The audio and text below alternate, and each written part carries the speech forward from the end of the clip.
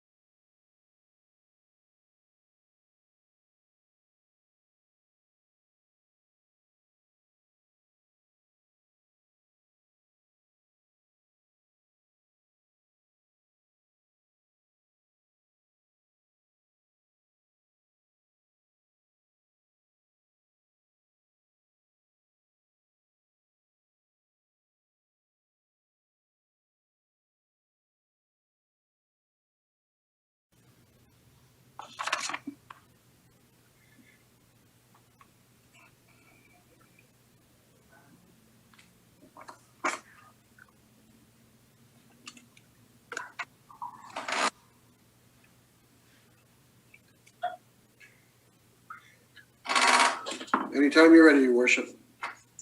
Thank you very much. Good afternoon. I'd like to call the City of Lloydminster regular council meeting for May 17th, 2021 to order at this time. This time we'll take a silent moment of personal reflection.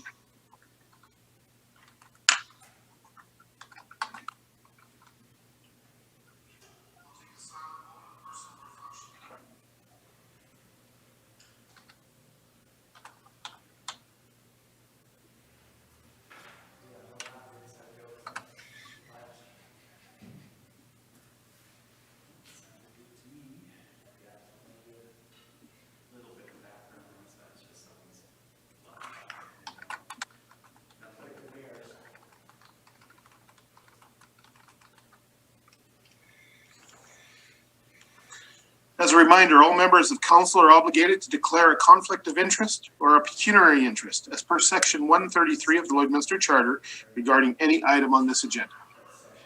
Worship, I'd like to declare a pecuniary interest and be excluded from 7.3.1, recuse myself. Thank you very much, Councillor.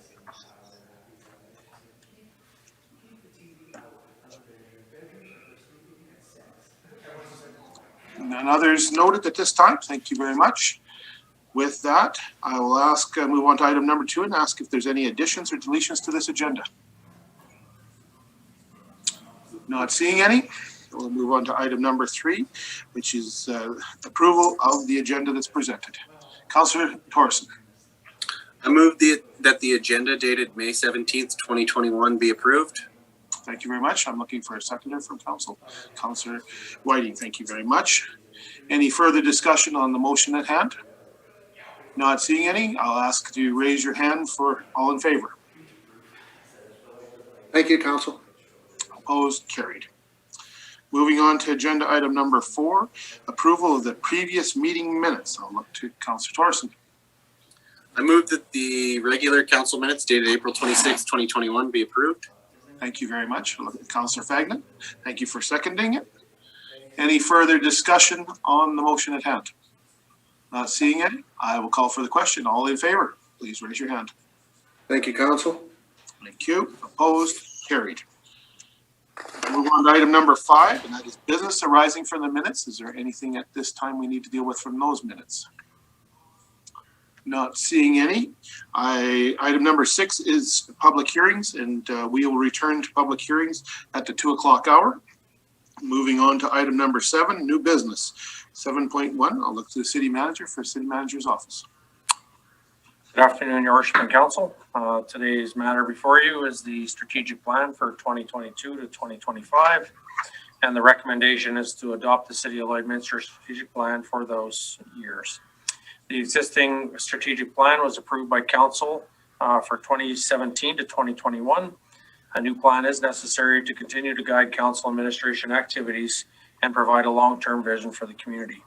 In March of 2021, members of Council, along with members of the executive leadership team, met to develop a series of goals and strategies to support Council's desire to create an updated strategic plan. The new plan provides residents, businesses, administration, and other stakeholders with a high-level overview of Council's vision for the future of Lloydminster.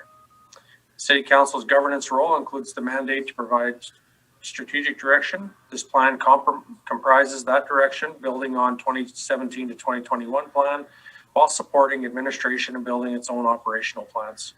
Once Council has set the city's strategic direction, administration is able to build the plans that helps realize Council's direction. This plan reflects on a new vision for Lloydminster's future, including strategies that will take place to ensure that the community has a sustainable and successful future. I'll turn it back to you, Your Worship, if there's any questions or comments. Thank you, City Manager. I'll open the floor to Council for questions or comments regarding the proposed strategic plan.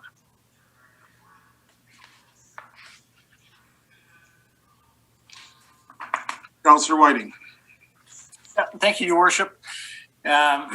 As you know, it's always a fun process to go through these strategic plans and just think about the future and think about the short term and long term and build in some goals and some thoughts. As you look through this, there's a lot in there and there's a lot spread out over the years. What is administration's thoughts on the how confident are you on checking off all the boxes in this plan up until 2025? Thanks for the question, Councillor Whiting. Certainly, we were cognizant of resources and all that when we went through the plan and all the different goals and strategies with that. So we are confident. Again, a number of things can happen over a 4-year period, including funding, including staff resources. We've seen what a pandemic can do to a strategic plan in a hurry. And so there's a number of factors, but we're confident that we can handle the workload that's put forth. We will review this process at minimum on an annual basis and go through with Council and review to see if what we're moving towards is still in the in the right mindset that council has, and look at that from that perspective. So there will be we won't just look at it today and say, well, we'll check back in 2025 to see what the outcome is. Well, we will be reviewing it on a regular basis to make sure that we do as much as we can to meet the goals set out by council in this plan. Thank you. I've got Councillor Whiting and then Councillor Dychek. Or sorry, Councillor Thorson. My apologies. Thank you, Your Worship. One small item of note is just on the, that's only important to one person. So I either need to change my name, or we need to potentially change the name in the document if it hasn't already gone for print or something like that. But that's pretty small in the grand scheme of things. Overall, I'm really happy with the process so far and how we've built on the strategic plan that was developed 4 years ago. So, you know, there's a lot of stuff in here that's new, that's got new members of council spin on things. It's got new understanding of where we are in the world as far as our spin on it. You know, there's things like the building study was not front of mind when we did our strategic plan last time, but now, you know, some of that stuff is very much ingrained and woven into what we're trying to do over the next few years, which is, you know, part of the reason why we aren't going to necessarily get every little single thing done. We're going to adjust the plan as new things come to light, but still keeping an eye on where we're trying to get to in the end. You know, a strategic plan is a living document, and I can appreciate that administration knows where we're trying to get to from what we've done in this activity, and we're going to have to make some concessions potentially and move those priorities around depending on what comes up. So overall, I'm really happy with the process. I'm really happy with the input we got from, you know, the new members of council and new members of the administration since last time we went through the strategic planning process. But yeah, end of the day, really happy with how it turned out. And there's a lot of goals that, you know, we have on there that I really would love to have put my name behind and to be part of the legacy that we leave on council. So I'm happy to see everything that's in here. And if we can get 95% of it done, I'll be extremely happy with that. So, but yes, if my name was different on the document, that also would be good. Thank you, Councillor Thorson. We have passed that error on to our team for fixing it. So we apologize for that. Thank you, Councillor Thorson. I know you read the documents from front to back. Appreciate that. Councillor Dychek. Yeah, thanks, Your Worship. I think the other part for me is that it's demonstrating this evolving nature and how we're building as opposed to correcting. I know that first, you know, the prior term, there was a lot of work that needed to be done in terms of processes, procedures.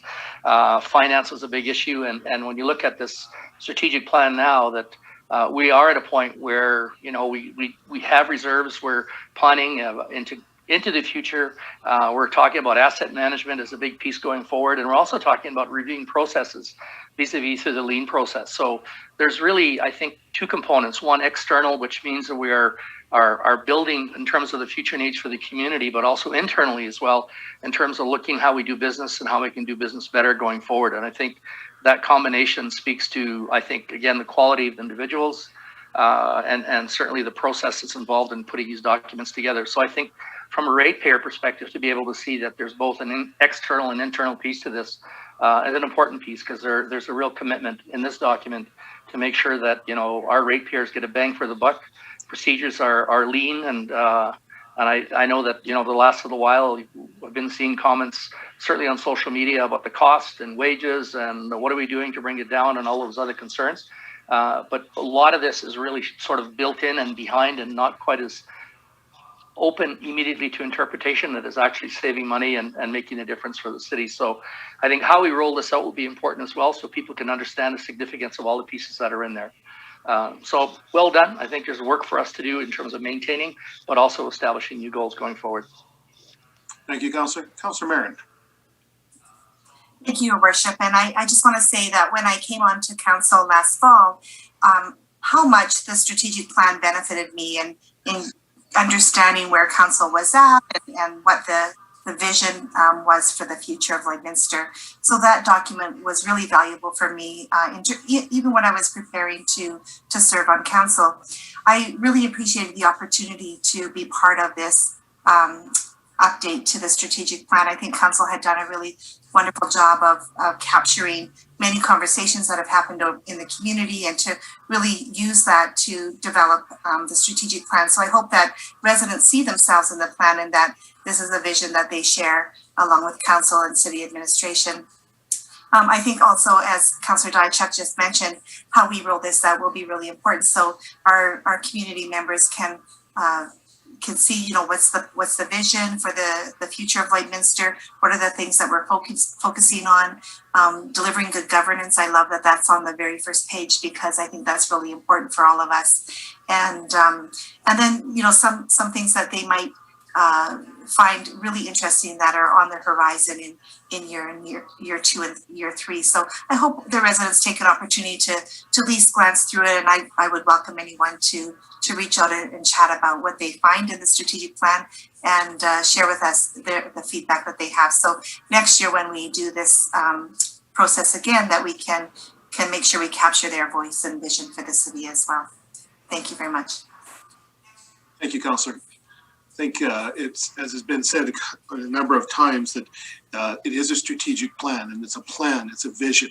That's really where we're looking at it from council's perspective, as well as to the senior leadership team, which will in turn see that filter down through the city management team to ensure that the operational plans will strive to meet those strategic plans that we've talked about and answer to the community's needs that we see into the future. At the same time, by having the ability to review on an annual basis to see what we've accomplished, what we may not have accomplished, and what we may need to adjust, I think is very critical. But without having an overall arching plan that we have before us, we'd be a little bit adrift, and I'm glad we're not adrift. We are moving forward, and that builds on the last 4 years, and I'm excited about the next 4 years that we as council have had the opportunity to talk about and discuss and start to set that vision moving forward. So I think the strategic plan is a great point at place, and I think, as it's mentioned, the communication is very important because the residents need to know what we're thinking, because as we all know from the last election, we've had messages sent to us and discussions at doors and over coffee and wherever else discussions were held that people have visions and wants in the community, and we'll hopefully address those as best as we can, both on a day-to-day basis, from potholes and issues around snow removal to where is the community going in the next 4 years and how we're going to grow and continue to develop and evolve as a community and lead for the future, because we want to make it attractive for families, for individuals, people that want to carry on business, people that want to retire here, people that want to raise their family here. Those are all important pieces of what makes our city a great place it is. So thank you for your input, council, and for the ELT's input, because I think it was a great group effort. It wasn't just simply council saying this is what we want. ELT helped bring it together, and I really think thank you to all of you for their contributions. Any other comments? Not seeing any. I will look for direction from council on 7.1.1, the City of Lloydminster Strategic Plan 2022 to 2025. Councillor Whiting. Move that council adopt the City of Lloydminster Strategic Plan 2022 to 2025. Seconder, Councillor Marin, thank you very much. Any further discussion to the motion at hand? Not seeing any, I will call for the question. All in favor, please raise your hand. Thank you, council. Thank you. Opposed? Carried. Moving on to 7.1.2, back to the city manager. Thank you, Worship. The next item on the agenda is for expropriation of lands. And the recommendation before you is that council authorize administration to complete the expropriation of lands for the properties described in bylaws 18-2018 and 19-2018, and that the mayor and city clerk be authorized to sign and seal all necessary documents to complete the expropriation. And we do require council approval to complete the expropriation process. Background: back in 2018, council approved these bylaws, which are bylaws to expropriate 2 parcels of land along the Neely-Edmonds stormwater management system. Since bylaw approval, administration has worked with legal to complete the expropriation, planning titles process, and finalizing the expropriation agreements. Mediation was required for 1 parcel of land, which was recently completed with both the city and the landowner agreeing upon a settlement. The expropriation agreements for both parcels of land include a monetary agreement, as well as providing some access to the parcel for grazing and water issues or water usage. The final step in finalizing the expropriation is to have all parties sign the expropriation agreements and complete the transfer of funds through legal firms.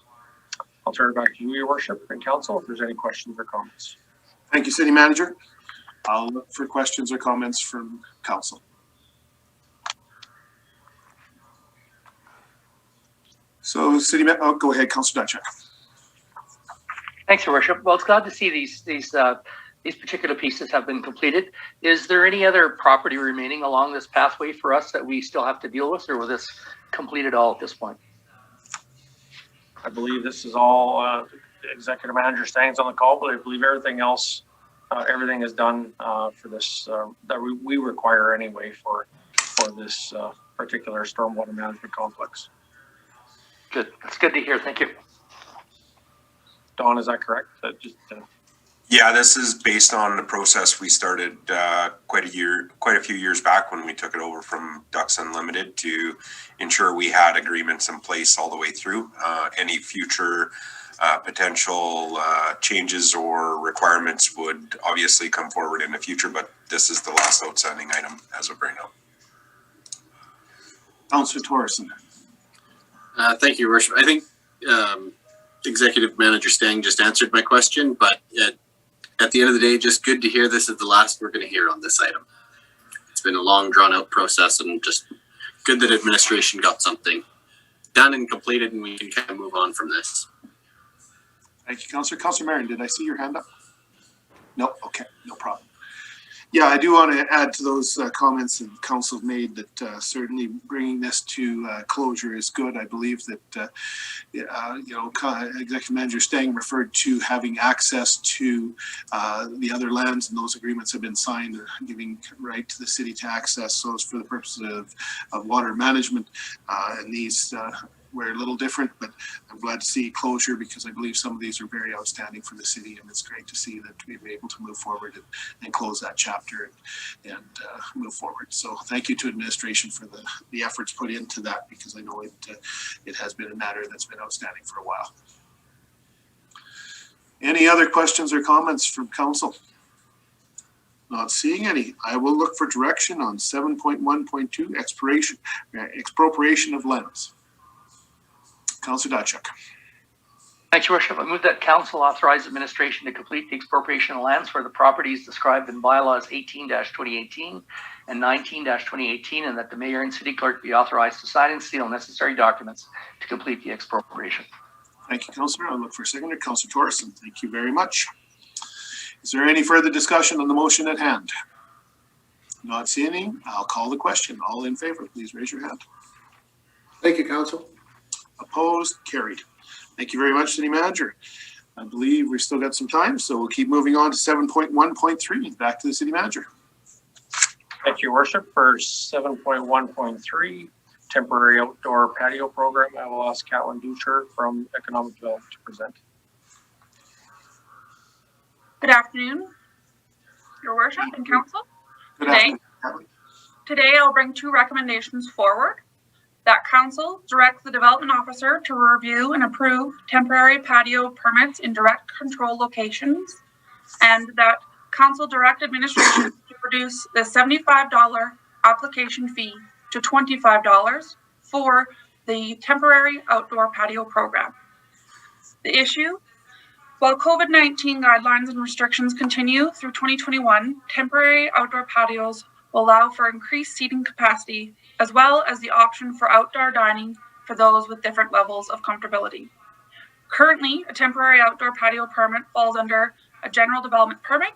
An established temporary outdoor patio program will allow for the permitting expediency, specifically in those direct control areas where a patio might be necessary. The background: with the onset of COVID-19, all restaurants throughout Saskatchewan were forced to close in-person dining temporarily in March of 2020. As the restaurants opened up in June of 2020, the Saskatchewan reopen plan, Saskatchewan restaurants were able to resume in-person dining with capacity restrictions and additional public health guidelines. The guidelines and restrictions continue through 2021. A temporary outdoor patio program is a proactive approach should restrictions intensify locally or even provincially, as in the case of Regina, Saskatchewan, or throughout Alberta. The Economic Recovery Force communicated that many local restaurants could benefit from gaining additional space during the summer months. A temporary outdoor patio program will support the continued need for physical distancing and economic recovery. It was established that temporary patio permitting already existed through the development permit, but developing specific temporary patio program would allow for expediency, reduced administration, and enhanced communication, while still focusing on safety and saving time for restaurant owners. This is a bit of a red tape reduction strategy and will reduce the temporary outdoor patio permitting process in direct control locations from a minimum 4 to 6 weeks to potentially 5 business days. The program will allow for maximum capacity while still following the local guidelines and public health measures. A number of pieces are still included within the permitting. Those include a site plan, landowner approval, City of Lloydminster encroachment or lease agreement, current copy of land title, license of occupation, and the permit application fee. I would ask if there's any questions from council and your worship. Thank you very much, Callan. I will open that floor up. Questions or comments from council? I've got Councillor Marin, then Councillor Fagnan. Thank you, Your Worship, and Catlin, thank you for this proposal and for developing this temporary outdoor patio program. I see all kinds of good in this in terms of we're reducing red tape, so we're allowing businesses to create a new opportunity for them to serve our community and to grow their business. And by reducing the permit application fee, they all have business licenses already. So this is a simple way for us just to support them through the process. So thanks for doing this. I look forward to seeing what restaurants open their patios this summer as a result of this program. I hope that we kind of take note of that. I'm sure we will through the licensing process and visiting them. So thank you very much, Catlin. Thank you, Councillor Moore. Thank you, Councillor Marin. I've got Councillor Fagnan, followed by Councillor Torson. Thank you, Your Worship. Yes, I think it's great anytime we can support our business community in such this way is a great opportunity for them to increase some of their revenue streams. And I think it shows the business community that we really do care. And I commend everybody trying to get that from 4 or 5 weeks to 5 days is pretty phenomenal. And that might be a lesson for us on some other things that we can incorporate like that as well. So no, very, very pleased with it. And I've talked to some of the businesses and they are very appreciative of the process. Good, thank you. Thanks, Councillor. Councillor Torson. Thank you, Your Worship. Yeah, it's one of those things where I hope that we don't need to use it. You know, if there's some opportunity where some businesses can just increase their amount of capacity, depending on the size of their restaurant and conditions right now, that would be good. Or even if they just want to be able to have a temporary patio because they otherwise don't have any outside dining space, that's great too. But I really hope that we don't get to a point where the restrictions are increased and we have caseloads that warrant it, that we run into that issue. But I'm happy to know that we do have a plan in place where if those scenarios happen, that we have a reasonably quick time period where they can get up and running in a new set of restrictions and guidelines. So good on the economic development team and the development team working on something that really could benefit businesses, especially if there ends up being increased restrictions. But even if there isn't, this could just be a new thing that we start seeing in the summer months, which I just think would be a benefit to the restaurants and residents of Lloydminster. So thank you. Thank you. Councillor, any other comments or questions? Councillor Dutchuk. Thanks, Joseph. Yeah, I just want to emphasize the last part. I think that while COVID may have been part of a trigger around, looking at, having the outside sort of seating and dining, if you like, experience, many communities are doing it on an ongoing basis, and even from a standpoint of planning the width of sidewalks and all those other pieces that go along with it, where it's really enhancing the opportunity for businesses and particularly the shopper and diner just to have that different experience.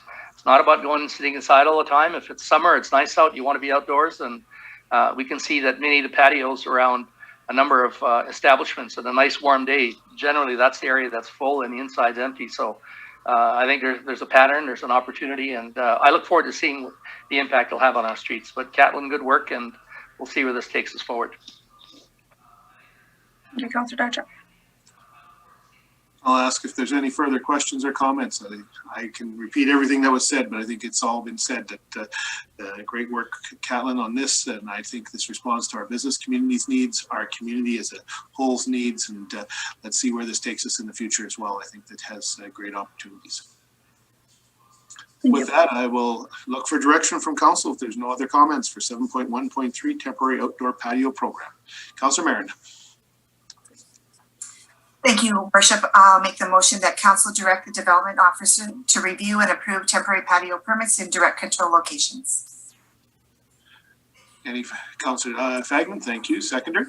Any further discussion on the motion? Not seeing any, I'll call for the question. All in favor? Opposed? Carried. And Councillor Marin, if you'd like to carry on. And I make the motion that council direct administration to reduce the $75 application fee to $25 for the temporary outdoor patio program. Thank you. Seconder. Councillor Fagman, thank you very much. Any further discussion on the motion at hand? Not seeing any, I'll call for the question. All in favor? Thank you, council. Opposed? Carried. We've got a minute or two, so we'll move on to 7.1.4, policing services. Up to the city manager. Thank you, Worship. So the matter before you is policing services, a letter of recommendation. The recommendation is that council supports the retention of the RCMP policing services within the city of Lloydminster over the establishment of an Alberta provincial-based policing solution. The issue is the province of Alberta is exploring the possibilities of establishing a provincial police force. In 2020, the provincial government recommended the creation of a provincial police force as part of the Fair Deal panel report.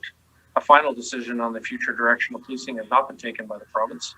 The city of Lloydminster is currently policed by the RCMP and has been policed by the RCMP since its incorporation. As a result of the Lloydminster Charter, the city is in a more unique position than most other municipalities, where Section 53 allows the city to enter into an agreement with the Government of Canada, Alberta, or Saskatchewan to employ members of the RCMP. Currently, we follow K Division under the province of Alberta. The Lloydminster RCMP has shown the ability to flex additional policing resources when needed, as was recently seen when the RCMP brought in the following resources to suppress gang activities, including Lloydminster RCMP and GIS, major crime units from both Calgary and Edmonton, Eastern Alberta Crime Reduction Unit, the Alberta Law Enforcement Response Team, or ALERT, Emergency Response Unit, Onion Lake RCMP, as well as a helicopter from RCMP Air Services at Edmonton. These resources were provided with no additional cost to residents as they were included in the current police service agreement with the RCMP. Your Worship, I'll turn it back to you I do have some comments or further discussion. I do, and I'd just like to add, thank you very much, City Manager. I just want to bring to council's attention and the public, I've had the opportunity to attend a number of calls and discussions, webinars regarding policing, the costs that could be associated with the new provincial police force, service levels from the RCMP, and it's been challenging. Certainly, our neighbors both east and west of the city have experienced increased levels of crime, and one of the items that have been most interesting is the costing of police. Certainly, the RCMP come at a cost. But at the same token, a provincial police force is the numbers that AUMA shared with us based on research and information obtained from the city of Red Deer, who went down the path of looking at bringing in a consultant and looking at the policing cost, as well as White Rock, British Columbia, and Surrey. Surrey, BC has chosen to contract their own police force, or can develop their own police force at their cost. And the challenge is there is so many additional charges and costs associated with that, and I'm concerned for the city and the province of both of Alberta currently that going down that path is not in the best interest of the taxpayer. Simply, I know it's challenging when we see costs continue, and I know the RCMP are in labor negotiations currently, and we will see likely an increase in cost of policing, but at the same token, to outfit a new police force in the province at this time today and to find those recruits, get them trained, there's going to be a time lag, and I don't think that as after speaking with both police, victims of crime, and the judicial system, there's many challenges. It's not simply by putting more police on any street at any given time will you lessen crime. There's multiple factors to the issues of crime. We can try and prevent accidents. There's no question about that to a point, but if people are worried about crime, simply adding more police at any one point will simply move them or slow them down, but I'm afraid it doesn't end crime. And that's one of the challenges. And certainly, as I said, we've all heard about it in rural communities and neighbors around us, as well as even in our own city when people say, well, they weren't there in time. Well, our police are working very diligently, and that effort was very much shown during the recent involvement with having more police in the city. I had a lot of comments from people, and I know various social media comments about why a helicopter was circling. It was working every time it was up, assisting the police with their efforts. And that's just one of the tools the RCMP brings. The emergency response team, we have alert coming to the city. There's just numerous pieces. So that I'd like to speak in support of. But Councillor Torreson, I see you have a comment, and I'll go around. Councillor Darchuk after that. Yeah, thank you, Your Worship. You know, I am a firm believer that the city of Lloyd gets excellent value out of their RCMP contract. Although we didn't put a number to those things in the report that we received here, but if you were to put a number to those things to bring the level of service that we got in, as well as the helicopter support and everything else, I would imagine that that would have been in the millions of dollars. So imagine a scenario where we have, you know, a Lloydminster police force, but we have to call those things in because we don't have them. We would be talking about blowing our operating budget in a few weeks just to deal with the crime issue if there was gang-related activity that was going on, which is, you know, the case we were in. So it would be so easy for us to blow the budget, not to mention the capital items and things like that. So would you need to have your own kind of SWAT gear and SWAT bus and all that other stuff that you end up having to pay for, rather than, you know, the expensive cost of calling those resources in from Edmonton in the scenarios you need them.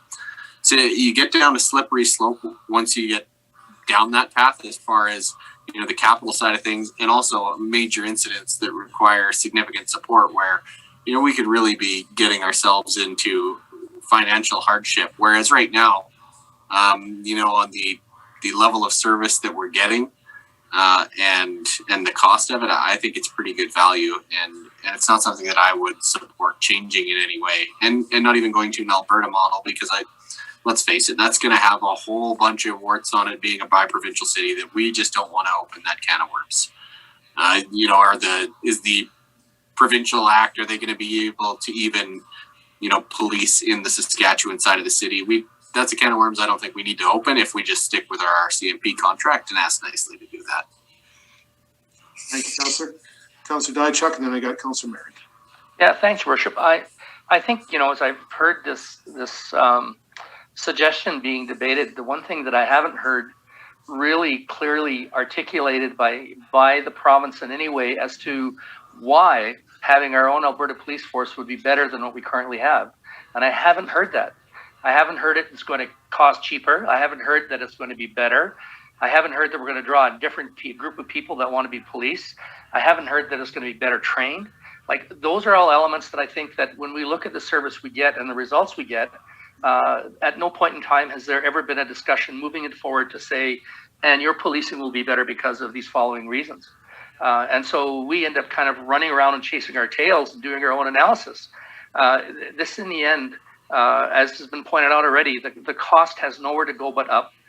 We share the burden of the cost with the RCMP in terms of the services across the province, because we all access those services, whether it's the helicopter service or, you know, the teams that come in, SWAT teams, whatever, because they're supported across the province. Expanding that discussion further. So what happens to the communities that have their own police forces? So you have Edmonton, you have Calgary. I think, pardon me, Medicine Hat has their own. Other cities have their own. Will they be forced to join it? Or will they continue to be alone? Because if they don't join, what you're seeing is about a bunch of medium and small sized municipalities now having to bear the burden of the cost to establishing their own police force that has all those services, or else paying a premium to rent it from the city of Edmonton or Calgary or all these other places. And those won't come free, and nor will they come cheap. Right now, in terms of the way the structure we currently have with the RCMP, it's a shared burden across the country. And if somehow there's an expectation that the challenges of managing your own police force are somehow going to be alleviated, I mean, we have concerns about, the way females are treated, misogyny in the RCMP. All we have to do is look at the OPP in Ontario and see the number of people, hundreds, in fact, that are on administrative leave with full pay pending investigations. That comes at a cost. So where will that money come from? It's going to be the ratepayer. There's no other solution or other place we get our funding. This, I think, is an idea that's born not out of having a better service, but it comes from a different place. And I don't see how we could support something that really has no guarantee for us having a better service and only perhaps having a greater price tag. Thank you, Councillor. I can answer one or two of your comments, and those were good questions you raised. The report supposedly went to the province the end of May from one of a major Canadian firm that did the evaluation of the dollars and cents, and I believe it's at the cabinet table, and hopefully will be released soon so that we can see what the costs could be anticipated. It is going. They're proposing the proposal that's been being looked at, I understand, is an Alberta provincial-based policing service to complement the municipal forces that are already there. But at the end of the day, it'd be backstopped by city taxpayers if that's what we chose as the policing force, and the province as taxpayers. So yeah, it's either way, it's going to fall to the taxpayers from that perspective. I suspect there may be some more answers, but I felt this was very important because it's been brought up, and I know some communities have spoke out, as small as towns and villages to cities, and I thought that this would be important that it came to council. Councillor Marin, did you have a comment? Thank you, Your Worship, and thank you to the councillors who have already spoken to this matter. I was very happy to see this come up to council today, and I've been kind of waiting for it or expecting it to come as I watched other communities across Alberta, research this and make the decision that they did not want to go change from the RCMP model that we currently have. So I'll just add one thing, is that one of our goals in the strategic plan that we just approved is that we provide a community where people feel safe and are safe. And I believe that the RCMP really support Lloydminster to achieve this vision. So as the city manager mentioned, and both of the other councillors, we were able to access a lot of policing resources to keep our community safe in the last few weeks and certainly over time. So I think that there's so much value in that. But I certainly support this and hope that we can continue to work with the RCMP to provide that vision, or that to make sure that our community is safe and that people feel safe here. Thank you, Councillor. What I would say is that the RCMP members are dedicated to working across the community, and they promote safety, and they're invested in connecting with our community residents. So even that prevention piece around creating a safer community, they're already engaged in doing that work. So I would hate to lose that as well. Thank you. Indeed, thank you. Any further comments from council? With that, I will look for direction from council on 7.4.1, policing services. Councillor Torson. I move that council supports the retention of the Royal Canadian Mounted Police policing services within the city of Lloydminster over the establishment of an Alberta provincial-based policing solution. Thank you. Seconder, Councillor Diachuk. Any further discussion on the motion at hand? Not seeing any, I'll call for the question. All in favor? Thank you, Council. Thank you. Opposed? Carried. We have just passed the 2 o'clock hour, so I would like to return back to, item number 6 on your agenda. Public hearings. And with that, I would like to commence the public hearing for May 17th, 2021 regarding bylaw number 10-2021, a proposed permanent road closure application. I would like to note before we begin that during a public hearing, we ask that you respect the views of everyone here and allow each person their time to speak without interruption. Each person wishing to speak has up to 5 minutes to make a presentation to council. If you do wish to speak, please state your name for the record and whether you are in support of or opposed to the proposed bylaw. When you have finished speaking, please remain at the front as council may wish to ask you questions. All discussions of council members, city staff, and delegations shall be directed to the chairperson. Any questions brought forward by the public, which are not able to be addressed during this meeting, will be done so at the next council meeting. Council will not debate this matter during this hearing. The decision regarding whether or not to grant the bylaw further readings will be dealt with following the public hearing. I declare the public hearing for bylaw number 10-2021, proposed permanent road closure application, open at 2:10 p.m. I would ask the city clerk to confirm whether or not the public hearing has been advertised in accordance with the applicable legislation and to summarize the purpose of this hearing. I confirm that this public hearing has been advertised and notice has been provided in accordance with the applicable legislation. This public hearing was advertised in a Meridian source on April 29th, May 6th, and May 13th, 2021. The public referral respondent who inquired during the referral process was notified of the public hearing and options for participation. The purpose of this public hearing is for bylaw number 10-2021, being a bylaw proposed a permanent road closure. Thank you, City Clerk. I will now ask the City Clerk if there is anyone wishing to speak who is opposed to the proposed bylaw. No one is present wishing to speak to the bylaw in favor, or opposed, sorry, Your Worship. Thank you, City Clerk. I will now ask the City Clerk if there is anyone wishing to speak in favor of the proposed bylaw. And there is nobody present to speak in favor of the bylaw, sir. I will now ask the City Clerk if there is anyone else who is affected by the proposed bylaw that wishes to speak at this time. There is no others present wishing to speak at this time. As no members of the public were in attendance to speak on the matter, I declare the public hearing for bylaw number 10-2021 closed at 2:12 p.m.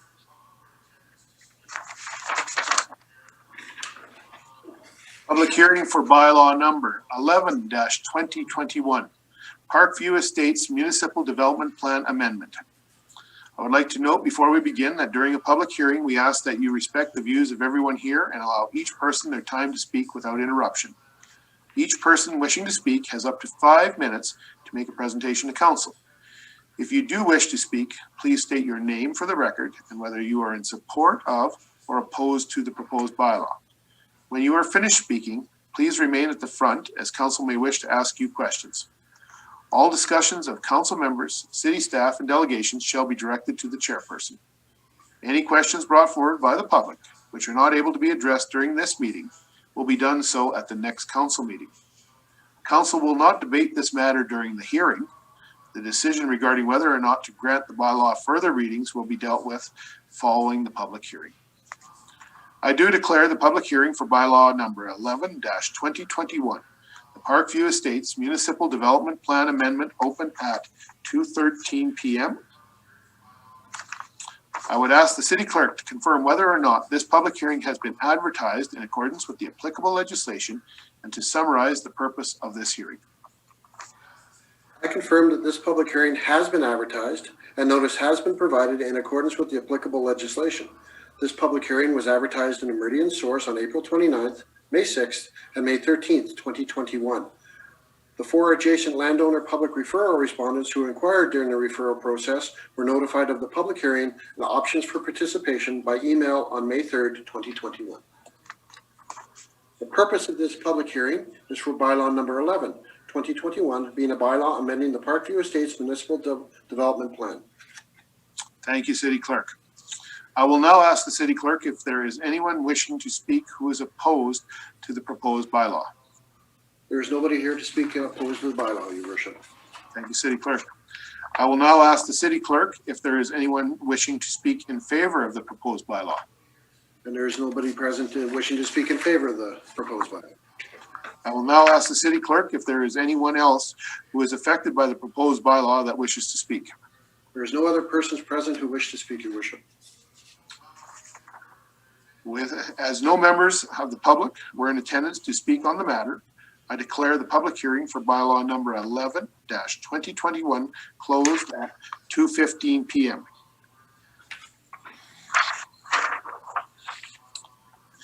Public hearing for bylaw number 12-2021, amendment to the Parkview Estates Area Structure Plan.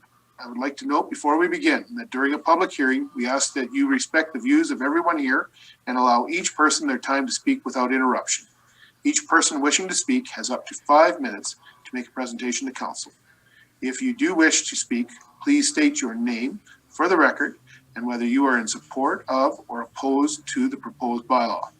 When you are finished speaking, please remain at the front as council may wish to ask you questions. All discussions of council members, city staff, and delegations shall be directed to the chairperson. Any questions brought forward by the public which are not able to be addressed during this meeting will be done so at the next council meeting. Council will not debate this matter during the hearing, and a decision regarding whether or not to grant this bylaw further readings will be dealt with following the public hearing. I declare the public hearing for bylaw number 12-2021, an amendment to the Parkview Estates Area Structure Plan, open at 2:16 p.m. I would ask the city clerk to confirm whether or not this public hearing has been advertised in accordance with the applicable legislation and to summarize the purpose of the hearing. I confirm that this public hearing has been advertised and notice has been provided in accordance with the applicable legislation. This public hearing was advertised in Meridian Source on April 29th, May 6th, and May 31st, 2021.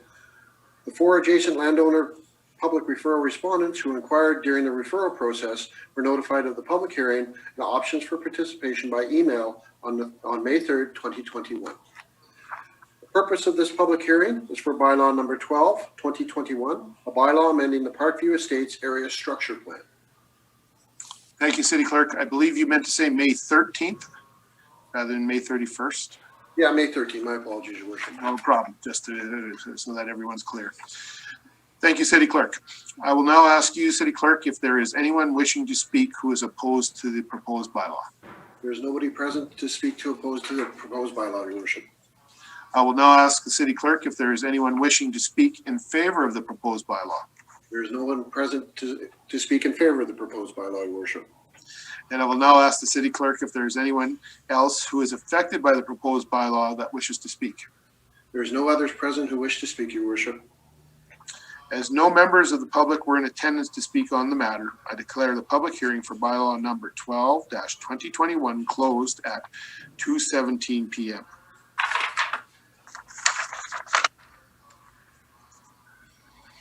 Moving on to the public hearing for bylaw number 13-2021, Parkview Estates Land Use Bylaw Amendment. I would like to note before we begin that during a public hearing, we ask that you respect the views of everyone here and allow each person their time to speak without interruption. Each person wishing to speak has up to 5 minutes to make a presentation to council. If you do wish to speak, please state your name for the record and whether you are in support of or opposed to the proposed bylaw. When you are finished speaking, please remain at the front as council may wish to ask you questions. All discussions of council members, city staff, and delegations shall be directed to the chairperson. Any questions brought forward by the public, which are not able to be addressed during this meeting, will be done so at the next council meeting. Council will not debate this matter during the hearing, and the decision regarding whether or not to grant the bylaw further readings will be dealt with following the public hearing. I declare the public hearing for bylaw number 13-2021, the Parkview Estates Land Use Bylaw Amendment, open at 2:19 p.m. I would ask the city clerk to confirm whether or not this public hearing has been advertised in accordance with the applicable legislation and to summarize the purpose of this hearing. I confirm that this public hearing has been advertised and notice has been provided in accordance with the applicable legislation. This public hearing was advertised in Meridian Source on April 29th, May 6th, and May 13th, 2021, as well as in the Weekly Bean, May 3rd and May 10th, 2021. The 4 adjacent landowner public referral respondents who inquired during the referral process were notified of the public hearing and options for participation by email on May 3rd, 2021. The purpose of this public hearing is for bylaw number 13, 2021, a bylaw amending the Parkview Estates land use. Thank you, City Clerk. I'll now ask the City Clerk if there's anyone wishing to speak who is opposed to the proposed bylaw. There is nobody present wishing to speak opposing the bylaw. Thank you, City Clerk. I will now ask the City Clerk if there is anyone wishing to speak in favor of the proposed bylaw. There is nobody present wishing to speak in favor of the proposed bylaw. I will now ask the City Clerk if there is anyone else who is affected by the proposed bylaw that wishes to speak to Council. There is nobody present wishing to speak further on this item, Your Worship. Thank you, City Clerk. As no members of the public were in attendance to speak on the matter, I declare the public hearing for bylaw number 13-2021 closed at 2:20 p.m. Returning back to the agenda, back to item number 7.2. I'll look to the City Manager, through to the Chief Financial Officer. Thank you, Your Worship. For item 7.2.1, 2021 budget revisions, I will ask our CFO, Denise McDonald, to present. Good afternoon, Mayor and Council. Good afternoon, CFO. Before you today is the 2021 budget revisions. So the administration has gone through the 2021 budget and has reviewed it and adjusted it to decrease the 2021 budget that Council approved at the November 30th, 2020 regular Council meeting. Council originally approved the 2021 budget to collect municipal levy of $37,022,890 excluding amortization. On March 22nd, 2021, regular Council meeting, Council approved the 2020 capital carry forward projects, which have been included in the list you have today. As part of the grant agreements, we have identified major grant project allocations as follows.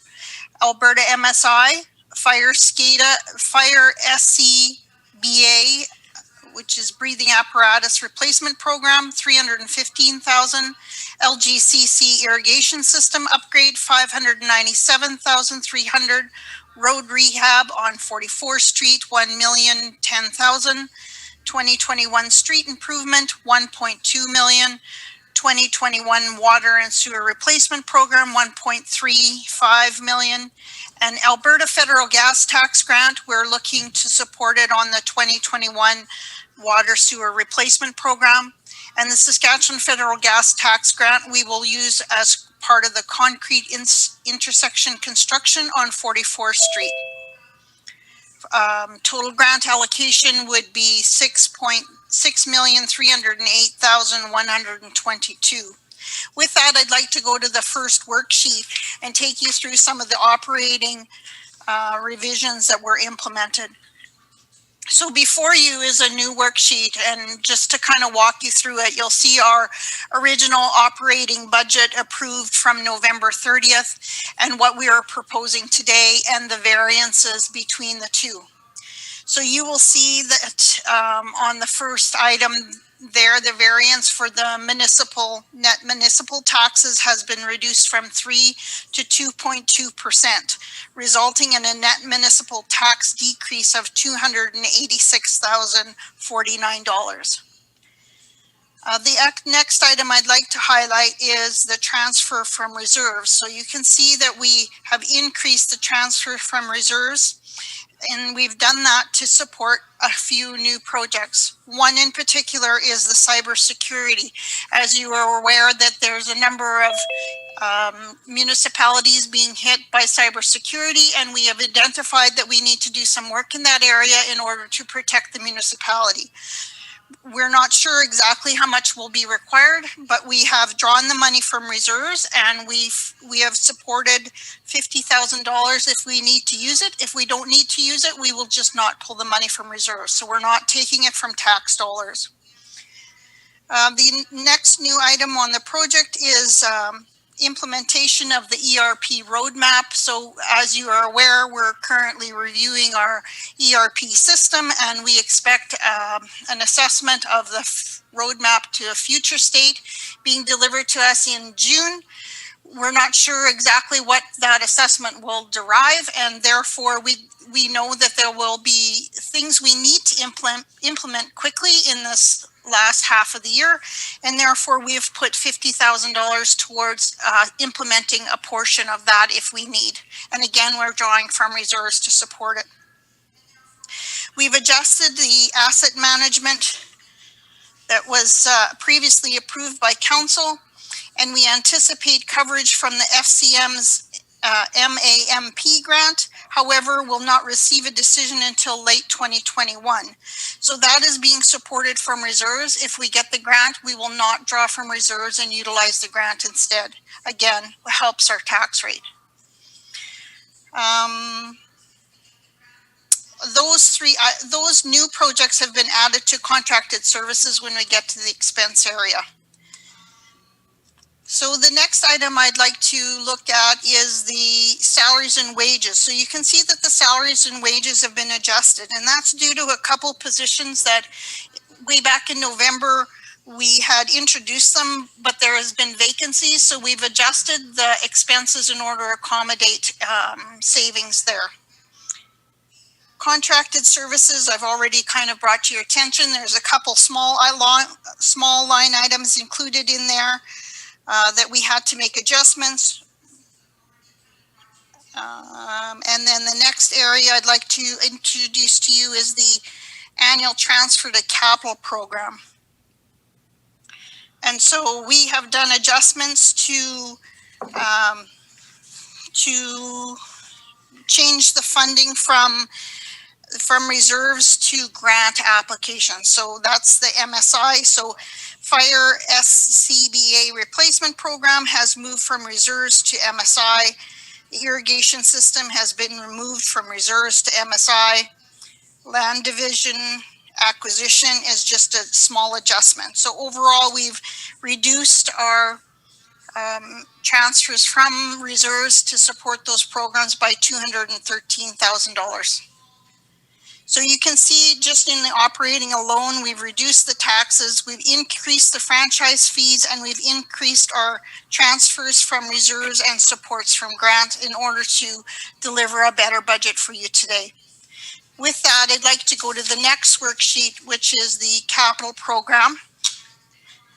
And the first section is the 2021 capital budget. So this is the amount that was approved in November 30th, and we're proposing to decrease it slightly. And those decreases were some of the adjustments for moving it from reserves to grants. The next section is the 2020 carry forward. We've also reduced some items in there and included some new projects. So a new project would be the ultra UV system for the water treatment plant for $200,000. We've included that to start on that process. We had it in the 2022 budget, but we'd like to start on that project this year to kind of get some of our engineering fees and plan done this year to get start on that project that will be completed in 2022. And that will be funded by reserves.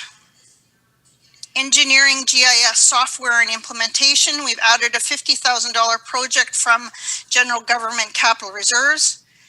And we've adjusted the airport parking lot design to be reduced by $50,000 to be completed in-house if possible, or where possible. Parks and dirt screener, we've deferred that project to 2022, and the water treatment plant clarifier has been deferred to 2022, resulting in a net decrease of $175,000. Under the, there were two other items that were deferred to 2022, and it's the DARP implementation plan and the water treatment plant clarifier driver replacement. Both those projects the administration doesn't anticipate getting approval from Sask Water Security this year, and so it will be deferred to next year. And the DARP, they're evaluating the timelines for that. Under the 2021 additional capital projects that have been already gone to council, and approved include the new project in Martin Brown area is funded by the Photo Radar Reserve. The new project culvert installation is being funded by the Stormwater Reserve. Our CMP building second floor construction is being funded by the Protective Services Reserve, and the public library relocation from the General Government Reserve, for a total additional capital items up until this point of $428,532. The 21 capital expenditures in aggregate are a total of $84,254,000, $84,254,113. With that detail, I'll ask council to pass the proposed motion, and I'm open to questions. Thank you, CFO. Councillor Torreson. Yeah, thank you, Your Worship, and thank you, CFO Denise McDonald. Just for a quick update on where we're at as far as some of those, items that have either, been pushed to the next year because we don't believe we'll get to them, or because, something else makes more sense. I didn't hear anything that really stood out to me outside of maybe the DARP one being pushed out another year, just as far as more explanation, if I could get more explanation on that one, because I know it's one that came up a few times through the budget process, as far as it going, it initially was pulled out of last year, or was not included in last year's, as though it didn't meet the standard, but then it was put back in, and now we're pulling it back out again. And I want to be clear on what this project is, like the implementation plan. Because there's some work that has to be done on the underground, as far as I know, and I don't believe that that's what this was. So I just don't know what is being pulled and why. So it'd be good to know that. One of the other questions I had, though, just generally was, later in this meeting, assuming council approves it, there's another $268,000 that we came under budget on something. So have we captured all of those types of items up till this point in the year where we've gone under budget as far as making adjustments, especially if we're pulling certain things out of the capital budget? We certainly have tried to accommodate all of those. If there's something that is after the timeline that we did our evaluation, we might have missed one. But for the most part, we've tried to review all of the capital projects that were put forward, all of the carry forward projects that we put forward, and identify ones that just either were physically not able to get done this year and put forward, deferred them to 2022, or if there's any cost savings that we've accounted for that. So I know I didn't really answer your question. What if you have a specific one? You did. It's just like the greater purchase. Basically, that would have been after your cutoff of while you were preparing this. So this was prepared May 12th, and the decision hasn't even been made on that one as to what council was going to do or not do. So you can't necessarily include it into your analysis or discussion. It was just a question of whether everything up to that point is included in that, and you're saying yes, that it is. And there will be other situations where, we know with COVID that a number of constructions are going to come back with extra costs because of construction, iron costs and shipping and delivery problems. We're going to have to come to council if it's over our threshold and identify concerns like that. So, a budget is a budget. It always will be changing. It needs to be a live document that adjusts as we move throughout the year. For sure. Councillor So then just the other question is on the DARP issue, just as far as what we were planning to do and what we are pushing off to another timeline. I think Don Stang, Executive Manager Don Stang, are you available to answer that? I believe it's because they have a position that they are looking to support that project that it's been vacant at this time, but that Don would have a better answer to that. Executive Manager Stang, I see you've made it, so. Yeah, so this project, when we had originally budgeted for it, we had a scope of work. As we got into it and analyzed the work required, we determined that scope needed to increase to take into consideration some modeling in a downtown, ensuring that both the underground deep services and the surface works are all being incorporated into that design, and therefore that it was put on hold until we could sort those things out. So I hope that answers your question. Just at the end of the day, so is it the same reason as we kind of had pulled it, because it didn't meet the standard of the budget, like it was a category 2 that wasn't included in the initial budget last year, but then ultimately, because of pushing by council, it was included in the budget. But then now we're saying we just don't think we'll be able to get to it, so there's no sense in budgeting for it. I have difficulty because, you know, we pay a bunch of money for a downtown plan. I think it's really important that we start getting the ball rolling on implementing some of the DARP. And if some of that underground stuff has to happen on the front end, the more we push it out, the farther we are from having a usable downtown that's going to attract residents and tourism and everything else. And I just, of all the things that we picked out and said that this wasn't a top priority, I don't know as a member of council whether or not I'm fully in support of that, just because of how important I think that it is. That's a fair statement, Councillor. We can take that back and get you a better answer from our engineering team with regards to resources. City Manager, I saw your hand up earlier. Did you? Yeah, two things. I think there's an operational component to the DARP that's being done in-house as well, which was part of the reason for removing it. And I see James is maybe coming on to answer that better. But just to your remark on the $280,000 on the grader purchase as an example, that's coming from reserves, and so that'll go back into the fleet reserve. So that wouldn't be a savings to the tax rate anyway. So just as a kind of a, I was prepared for that because the mayor and I had a conversation about that on Friday. So, but yeah, that will go back into the fleet reserve, and it's not a direct savings to the tax rate, if you want to call it that. So. Good thinking, Councillor. I was just a little ahead of you on that one because I said if we can shave another 286, that'd be great. But it's going to stay in the reserves. Your worship, real quick before you go. Sorry, I was corrected here by my staff. The 45, yes, is only the potential initiatives, not necessarily. It's not the underground portion that we're working on design on. So what you're saying, and just so I'm clear, and I think council is, underground work is still being going forward, but this was a $45,000 another initiative that was looked at in the budget. That is correct. So that's, and I appreciate what Councillor and I saw other members of council. I think that the message we do have for our downtown is that we're still moving forward. It's just, it's going to take some time, but we are working forward, and we'll continue to, we know it's a priority that needs to be dealt with. Any other questions or comments regarding the CFO's report for the budget?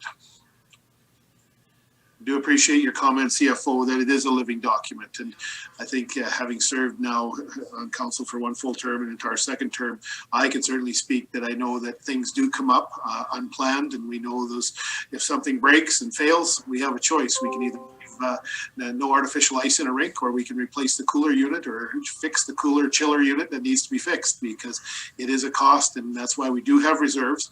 We don't make a habit of diving into the reserves continuously, but doing the facing challenges that we see with costs. And we talked a little bit about new construction, but I simply drove by again, as we do every day, the gas station, and we had gone through a significant increase in fuel price. That will result in not just only the fuel the city buys, but every service we obtain, both contractor and our own, those costs are going up, and just materials. And it just, I had this chat with at coffee the other day at a coffee shop in town with some taxpayers, and I understood very clearly they didn't want to see us ask for more money, which will come up in this agenda. But in the simple fact to deliver the services that we continuously enjoy each and every day in this city, it is going to cost a little bit more at the end of the day. But Councillor Torson, you had another comment. No, thank you, Your Worship. It just seems like an odd thing because it's coming up later in this meeting, but you know, it's important to note that, you know, thank you to administration for finding an opportunity to bring down the tax increase to something that maybe is a little bit more palatable under these circumstances. We'll talk more about it in a minute, but even just generally on this document, finding the opportunity to do that when we know that people are having a tough time out there is really important, and myself and I know the rest of council appreciates it. Thank you. Any other questions or comments regarding the revised budget laid out by the CFO? Not seeing any comments, I will ask for direction on 7.2.1, the 2021 budget revisions. Councilor Thorson.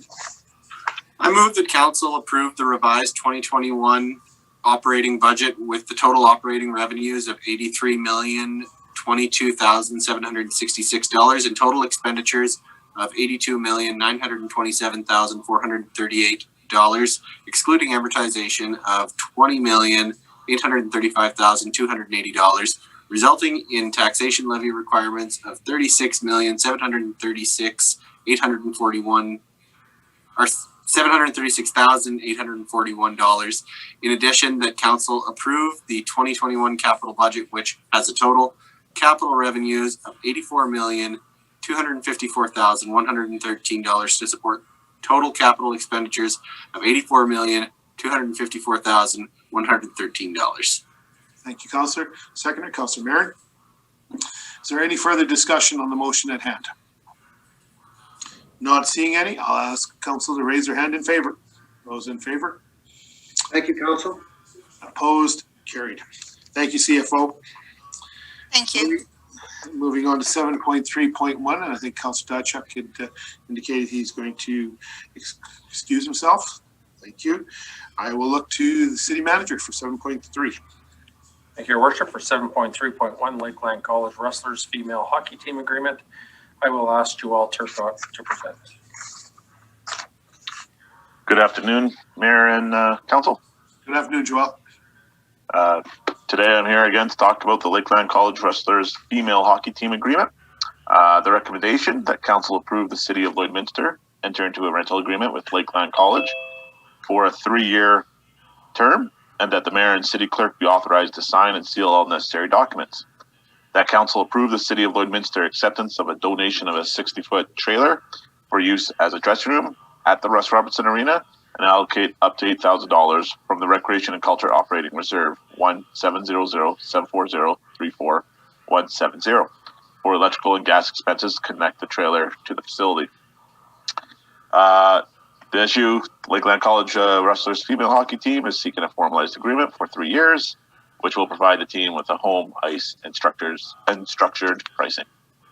Background on this item, the City of Lloydminster administration has been working with the local steering group and Lakeland College to create a 3-year agreement for the 2021 to 2024 hockey seasons. The team will join the Alberta Junior Female Hockey League for the 2021-2022 season. The team is hoping to join the Alberta College Athletic Conference for the 22-23 season. The local steering group is currently working to raise enough funds to start the upcoming season. The team would like to make the Russ Robertson Arena their home ice. The agreement with the city will provide the team with an ice pricing structure, rights to the arena concession, and sponsorship opportunities within the arena, excluding areas where sponsorship have already been sold in other locations, such as the exterior of the facility. The rental agreement will include the following ice pricing structure: prime time youth rate for games and practicing during evenings and weekends, school rate for daytime practice and spring camps, and youth summer ice rates for fall selection camp and conditioning camps. The above noted rates will be adjusted as per the recreation fees policy. The city and the team are currently working on ice time availabilities in the arena. Additionally, the local steering group has found a sponsor willing to donate a 60-foot trailer to the city to be used as a dressing room. The trailer will have an office space and dressing room area. The renovation cost of the trailer will be funded by the team. However, the team is requesting that the cost be to hook up electricity and gas to the trailer be funded by the city. This cost is estimated at $8,000, as noted above. The city will issue a tax receipt based on third-party assessment of the trailer. Options, and thank you. You can see in the picture there where the trailer is actually going to go. Options, Lakeland College approved the recommendation as indicated above. 2, the council approved the city of Lloydminster entering into a rental agreement with Lakeland College for a 3-year term, excluding the request to place a trailer on site for use as dressing room. Or 3, the council request further information. The item be brought forward to a future regular council meeting for decision. I'm free for any questions you may have. Thank you, Joel. Questions or comments, Council? Councillor Buckingham. Thanks, Joel. What's the condition of the current concession in the Russ Robertson? I know that it's fairly small and it hasn't been used for some time. Are we going to incur any kind of expenses or anything with getting that going? No, that concession space is in very good assessment. So it's in very good shape. I don't see any cost that we'll incur with that. I know we talked about it at the GPC meeting previously that the fire code and everything else won't be affected now. We've looked into that. Won't be affected by the trailer. It will not be affected. We won't be hooking up the trailer to the building. It'll be stayed separately, so it will not be affected. Joel, I think during the last meeting and during the GPC meeting, and you alluded to it here, but I just want to be very, very clear to taxpayers. The trailer is being donated to the city is what the intended purpose of that trailer will be at the end of the day. So the city will have ownership and the tax receipt would be provided just as if someone donated anything to the city. Is that based on, and that would be based on an appraisal of the trailer? That's correct.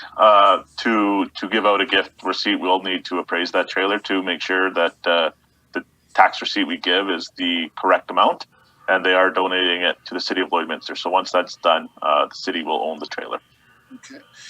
Second, I know with the $8,000 and there's both gas and electric, are we able to utilize city staff for either one of those services that potentially, if it's approved?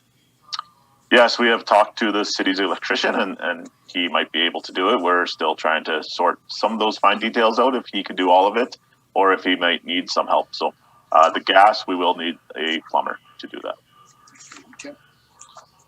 Any other questions or comments? Councillor Torson. Yeah, thank you, Your Worship. Just generally on the agreement and on the proposed idea, I think it's good and it's a great thing for our city, and to hopefully have another kind of resident user, I think would be good, as well as the economic development that comes with having a what we'll call semi-professional league. I think that's all great. I think that as far as what I've seen on the site plan, I know that was something that I asked. Everything looks fine.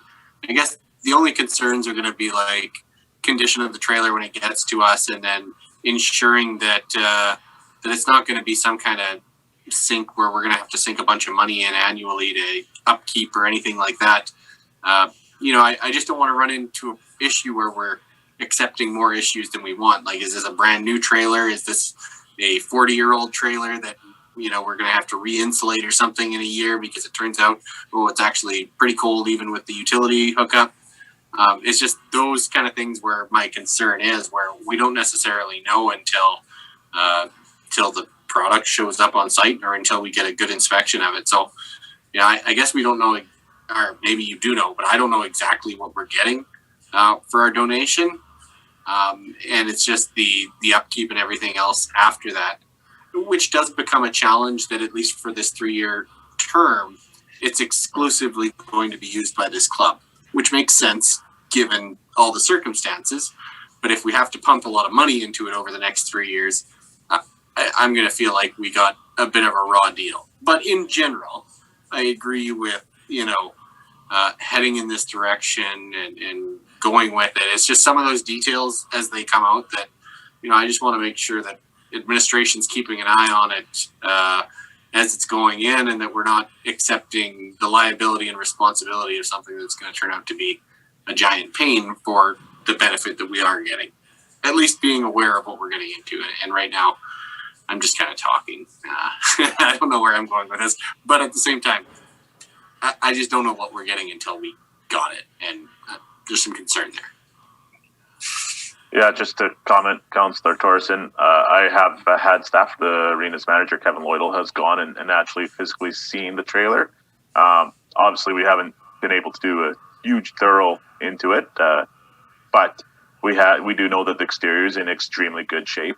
The interior will be completely remodeled by the team. So we have looked at it, and we do know that it looks like it's in very good shape.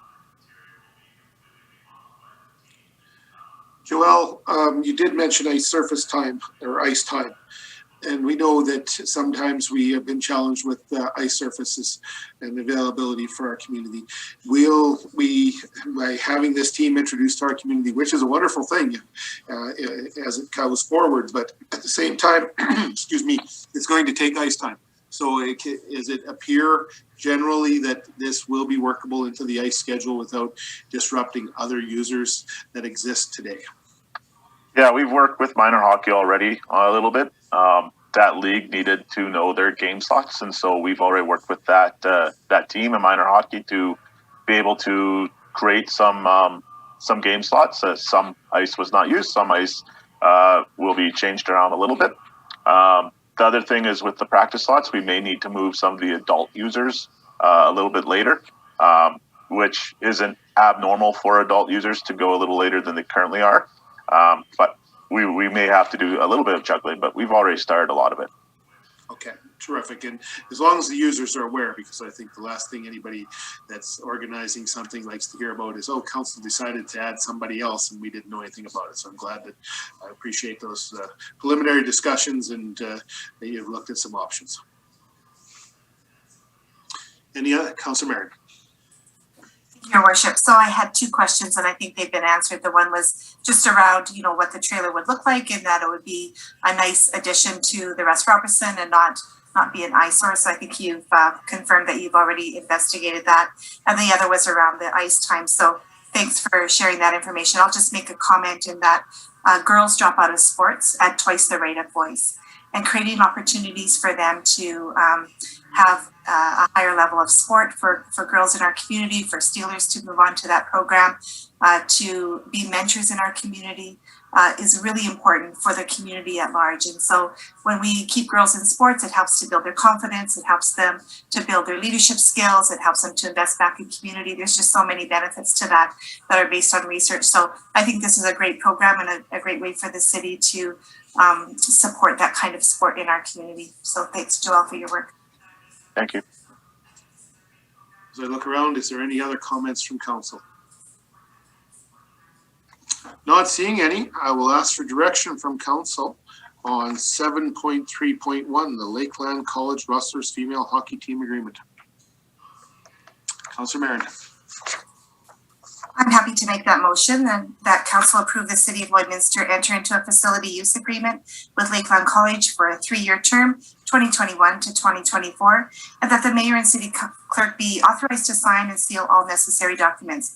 Additionally, that council approve the city of Lloydminster's acceptance of the donation of a 60-foot trailer for use as a dressing room at the Russ Robertson Arena and allocate up to $8,000 from the Recreation and Culture Operating Reserve 700-740-34170 for electrical and gas expenses to connect the trailer to the facility.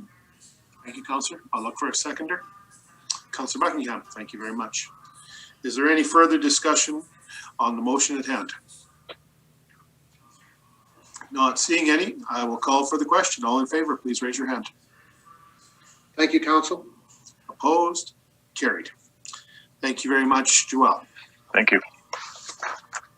And hopefully we can have Councillor Diachuk join us here momentarily. He's back, great. Moving on to agenda item number 7.4, operations, and to the city manager, I'll look to him for 7.4.1. Thank you, Your Worship. For 7.4.1, greater purchase, I will ask Dave Henning from our Transportation Department to present. Thank you, and good afternoon, Your Worship and Council. Good afternoon, Dave. So this is a request for decision for the greater purchase.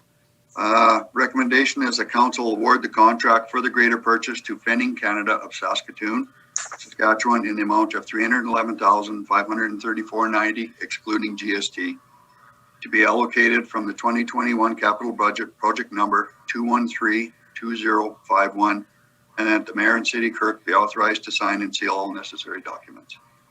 The City of Lloydminster's existing 2009 John Deere grader 772BH requires replacement. During the May 10th, 2021 Governance and Priorities Committee meeting, administration provided an update on the existing 2009 grader 772BH. The request for proposal for the replacement of the grader and the city's equipment replacement program. The grader is an essential piece of equipment for roadway maintenance. It is used in the summer for maintaining all gravel surfaces from back lanes to service roads and yard maintenance. The grader also maintains roads for other departments, including parks, green spaces, landfill, and the wastewater treatment plant.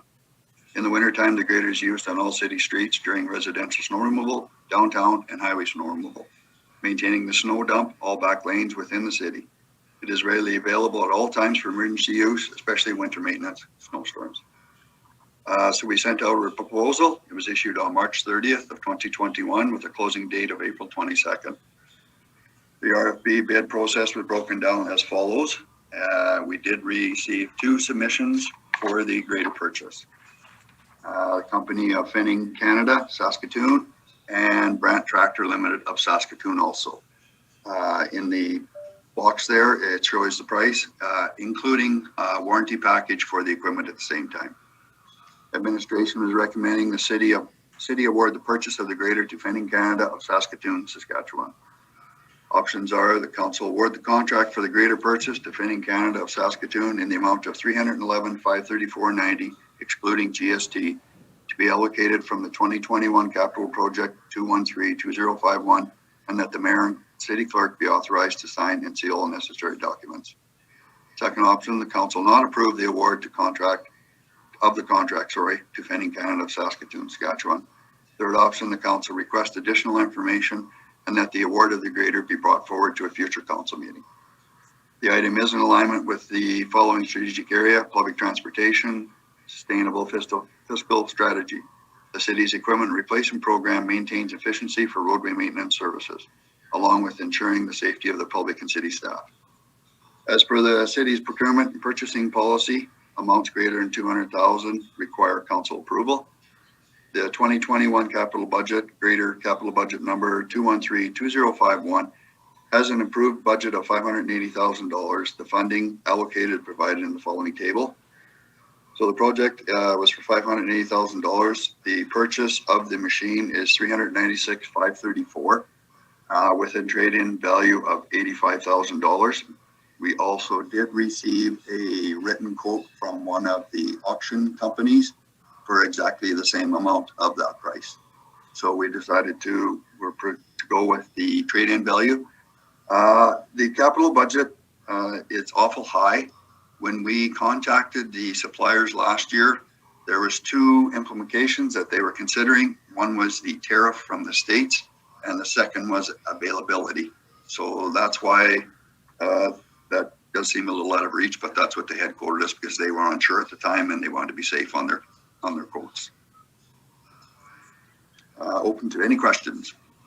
Well, Dave, thanks very much for that. Thanks for covering off why you were a little heavy on your budget, but we understand. And as the CFO saved you earlier, it returns back to the capital equipment budget. So that's appreciating that there's money there for future purchases. But I'll open it up to questions or comments from council. Dave, you answered the question that I had and we discussed during the last GPC was whether it would be better to send it to market. But basically, if the auction firm in the construction industry says that it's worth that much and the dealers offered us that much, I guess we'll go with the one we know for sure is locked in, and away we go. Yeah, that's the problem right now is the very, very unsure of the market, and it's all depending on how full they get of the equipment. This piece of equipment would not be going in till September. We would maintain this piece of equipment until the new piece of equipment arrives. So at that time, they are figuring that the market could be very flooded in the fall also. Okay. Councilor Thorson. Thank you, Your Worship. No, just a quick comment. It's great that we didn't get pounded with those tariffs and whatnot, and the prices came in a little bit more competitive because that just means there's more room in the fleet reserve at the end of the day, which in the long run will be less impact on taxpayers and things like that. So one thing I just thought I'd mention is this is the first time I've ever heard of a salesperson doing like a reverse bait and switch where they tell you it's way more expensive, and then it turns out that it's significantly cheaper. That they were sandbagging their own prices, and I honestly believe your story that that's what happened, because at the time no one kind of knew. When you guys start budgeting back in October, no one knew what prices were going to look like this spring. So good for us, I suppose. And thank you. Thank you. Any other questions or comments? If there's no other questions or comments, I'll look for direction on 7.4.1, greater purchase. Councillor Whiting. I move that council award the contract for the greater purchase to Finning Canada, Saskatoon, Saskatchewan in the amount of $311,534.90, excluding GST, to be allocated from the 2021 capital budget, project number 2132051, and the mayor and city clerk be authorized to sign and seal all necessary documents. Thank you, Councillor Whiting. Councillor Fagnan seconded it. Thank you very much. Any further discussion on the motion at hand? Not seeing any, I'll call for the question. All in favor, please raise your hand. Thank you, Council. Thank you. Opposed? Carried. Thanks very much, Dave. Thank you. Have a good day. You too. Moving on to 7.4.2, City Manager. Thank you, Worship. For 7.4.2, East Drainage Channel, Lake J Control Structure, Construction Contract for Award, I will ask James Rogers from Planning and Engineering to present. Thank you. Good afternoon, Mayor and Council. Can you hear me okay? Yes, we can, James. Welcome. Thank you. Before you is the East Drainage Channel Lake J Control Structure Construction Contractor Award. The recommendation is that Council approve the award of the East Drainage Channel Lake J Control Structure Construction Contractor to Pine House Business North LP of Saskatoon, Saskatchewan in the amount of $799,127.50, excluding GST, to be allocated from the 2021 capital budget project number 2013607, and that the mayor and city clerk be authorized to sign and seal all necessary documents.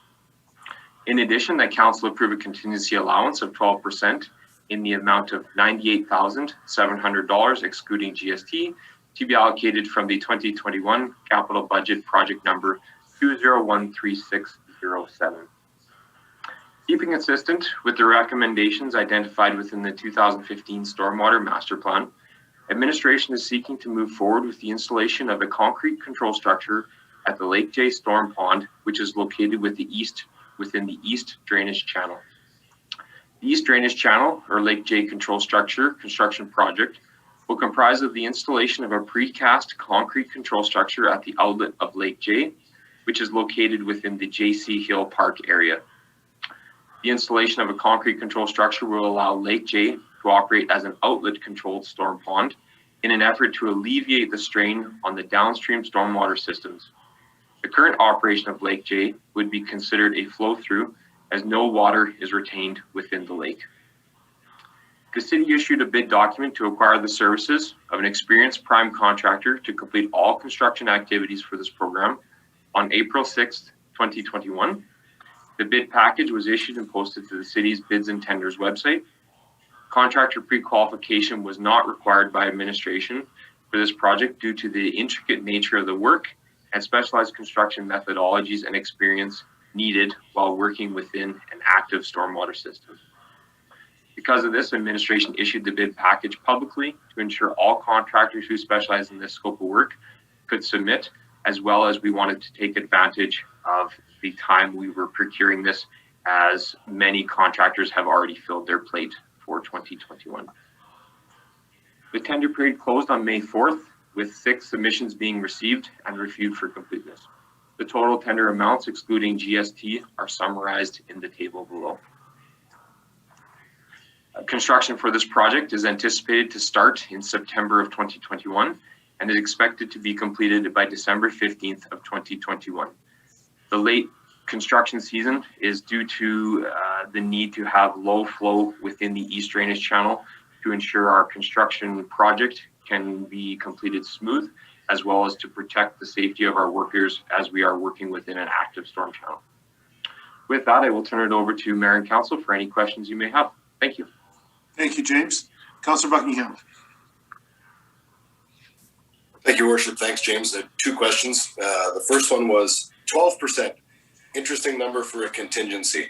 I've seen them at 10% and stuff. My first question is there a reason for 12? Thank you for your question. The simple answer is there is no reason for the 12. Given the nature of the project, the unknowns of working within an active storm channel, pumping, what are we going to see for late season inclement weather, including rain and or snowfall and melt. We wanted to maximize the budget available for our contractor, and the 12% was what was available to us.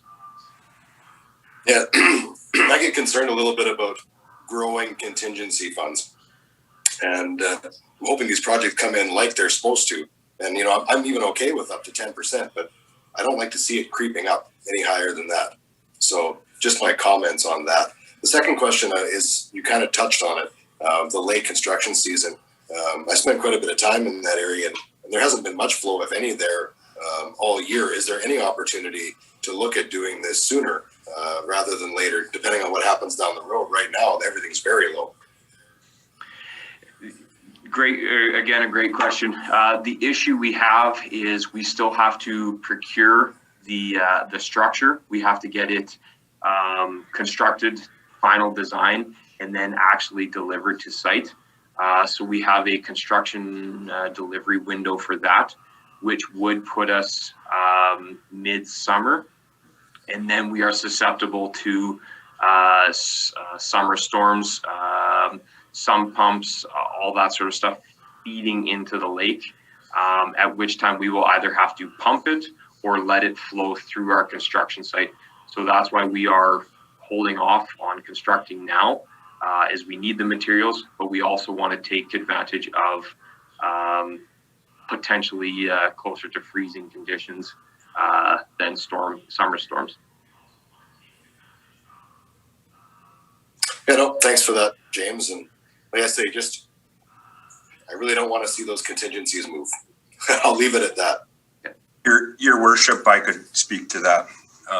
Typically we do take a 15% contingency on a project like this. Well, we can have various different contingencies. When the tender closed, what engineering services done, and James can confirm this as well, is maximize the total budget allowable under the approved budget. So if you take the total cost of the project plus the 12% maximizes the $1 million, gives us the ability to spend up to that 12% without having to come to council. If we would set it at 10 and ended up needing those few extra dollars, which are in our budget, we would have to come back to council for that. So we were maximizing the amount of contingency we have for that. And it's not unnormal or out of sort to have 15% contingency on a construction project like this. So if the budget would have been there, Councillor Buckingham, we would have asked for the 15% just for clarity. Yeah, no, I appreciate that. Exactly what you're saying. It really stuck out to me as 12%. It was just an odd number. Yeah, we've had other projects in the past where it might have been 7 or 8 or 11 or 13. And a lot of times it comes down to how much budget do we have after all the other expenses are accounted for to ensure that we have some contingency in order to meet any out of the ordinary circumstances that we need to deal with. But at the end of the day, our project management team is very focused on getting the project delivered for as cheap or as fiscally responsible as possible.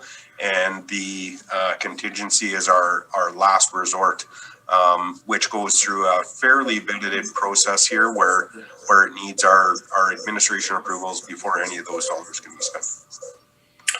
Yeah, thanks again. We've talked about it in the past, and the concern was that contractors were going after that contingency and making sure they got every dollar they could get out of the project.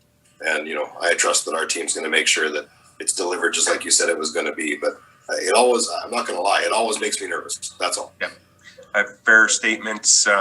It's not up to the contractors to decide when that contingency is used. It's our engineering team makes those calls based on the circumstances on the field. Thank you, Executive Manager Stang. I've got Councilor Torson. Yeah, thank you, Your Worship. And part of the discussion so far already answered my question, which is, man, how did you nail it on exactly the budget that was there with that bid? But that's answered by the fact that you're just maximizing whatever's left of that contingency without having to come back to council, which, you know, under the circumstances, I get. In this case, one thing that I was wondering though, and it's probably something I've already asked before, and it's on every AR we ever look for, or every request for decision we look at, which is, do we normally include GST as part of this, or is it normally excluded? Because like always the contracts are excluding GST, but if we look at the budget amounts, you know, with GST would be over and above the budget. So this is more of a education piece that maybe the CFO wants to answer. Hi, Council. Thank you for your question, Councillor Torson. Our numbers always exclude GST because we receive the GST back. Perfect. And I believe that to be the case, but I just wanted to make sure that, you know, if somebody else was reading this and they saw, well, everything says excluding GST, but there's obviously going to be GST over and above that. So there should be, you know, another 50,000 cities intending to spend on this project. So no, that's fine. Just one question is the city doing this project in-house? Like as far as the engineering and construction admin side of things? Thank you for your question. No, the actual project management, including the design, the tendering, is being completed by a local engineering consulting firm. Oh, okay. James, you mentioned the structure, the control structure. Is that, I don't see that laid out in the $1 million. Is that part of the bid to the contractor, or where does that money come from for acquiring that? Great clarification. When I said we had to still procure the structure, the structure is included within the total tender amount being recommended today, as we are getting our contractor to complete the final detailed design through the shop drawing process and procurement and supply of the actual structure. Terrific. So it's all it's supply and install in essence is what the contract. Absolutely. Okay. No, sounds terrific. Any other questions or comments? And I appreciate the comments Councillor Buckingham made about why we're not doing it sooner, and you had a very good response, James. And that it's always challenging because it's dry now, and that could change, and I sure hope it does. It could be wet in the fall, and we'll tackle that accordingly. And hopefully, it's dry enough that we can put that structure in without too much difficulty. And it's always a challenge. Anyone in the contracting industry will say it's all good until it rains, and it doesn't matter when it rains. It just messes everything up from that perspective. So. Any other questions? Not seeing any. I will look to council for direction on 7.4.2, the Eastern Drainage Channel, Lake J Control Structure Construction Contractor Award. Councillor Whiting. I move that council approve the award of the East Drainage Channel Lake J Control Structure Construction Contractor to Pine House Business North LP of Saskatoon, Saskatchewan, the amount of $799,127.50, excluding GST, to be allocated from the 2021 capital project budget, project number 2013607, and the mayor and city clerk be authorized to sign and seal all necessary documents. In addition, that council approve a contingency allowance of 12% in the amount of $98,700, excluding GST, to be allocated from the 2021 capital budget, project number 2013607. Thank you, Councillor. I'll look for a seconder. Councillor Diachuk. Any further discussion on the motion at hand? Not seeing any. I'll call for the question. All in favor, please raise your hand. Thank you, Council. Opposed? Carried. Thank you very much, James. And I believe you've got one more up on from that perspective. Yep. Okay, before you is the Servus Sports Center, City Hall, and Atrium Center parking lot rehabilitation contractor award. The recommendation is that council approve the reallocation of $15,800 from capital reserve programs 100, 130, 37110 to the 2021 capital budget project number 21733314, and that council approved the award of the 2021 parking lot rehabilitation construction contractor to Danray Asphalt and Maintenance Limited of Lloydminster, Alberta, in the amount of $228,300, excluding GST, to be allocated from the 2021 capital budget project numbers 2161315, 2161316, and 2173314, and that the mayor and city clerk be authorized to sign and seal all necessary documents.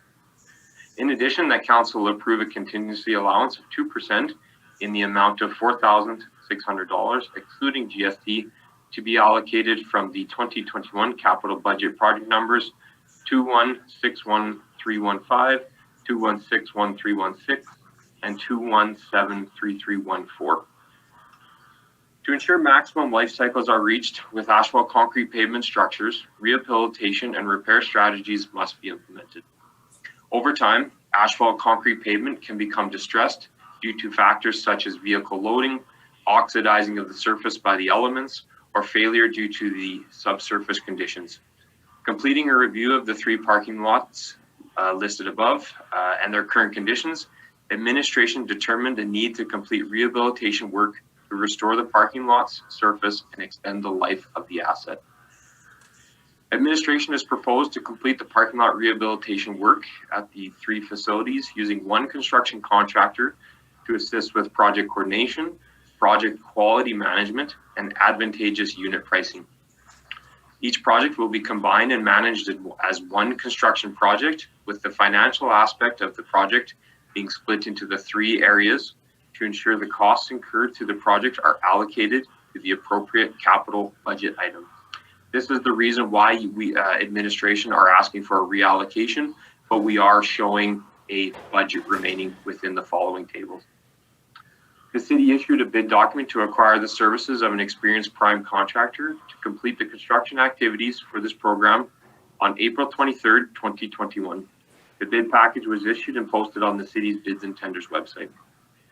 The tender period closed on May 7th, 2021, with 3 bids being received and reviewed for correctness. The total of tender amounts, excluding GST, are summarized in the table below. Construction for this project is anticipated to start in June of 2021 and is expected to be completed by August 15th, 2021.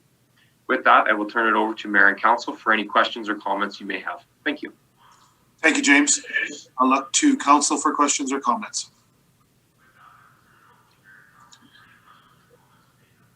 James, I think everyone that's used any one of those parking lots know that what you've indicated, there is some asphalt repair needed to the pavement.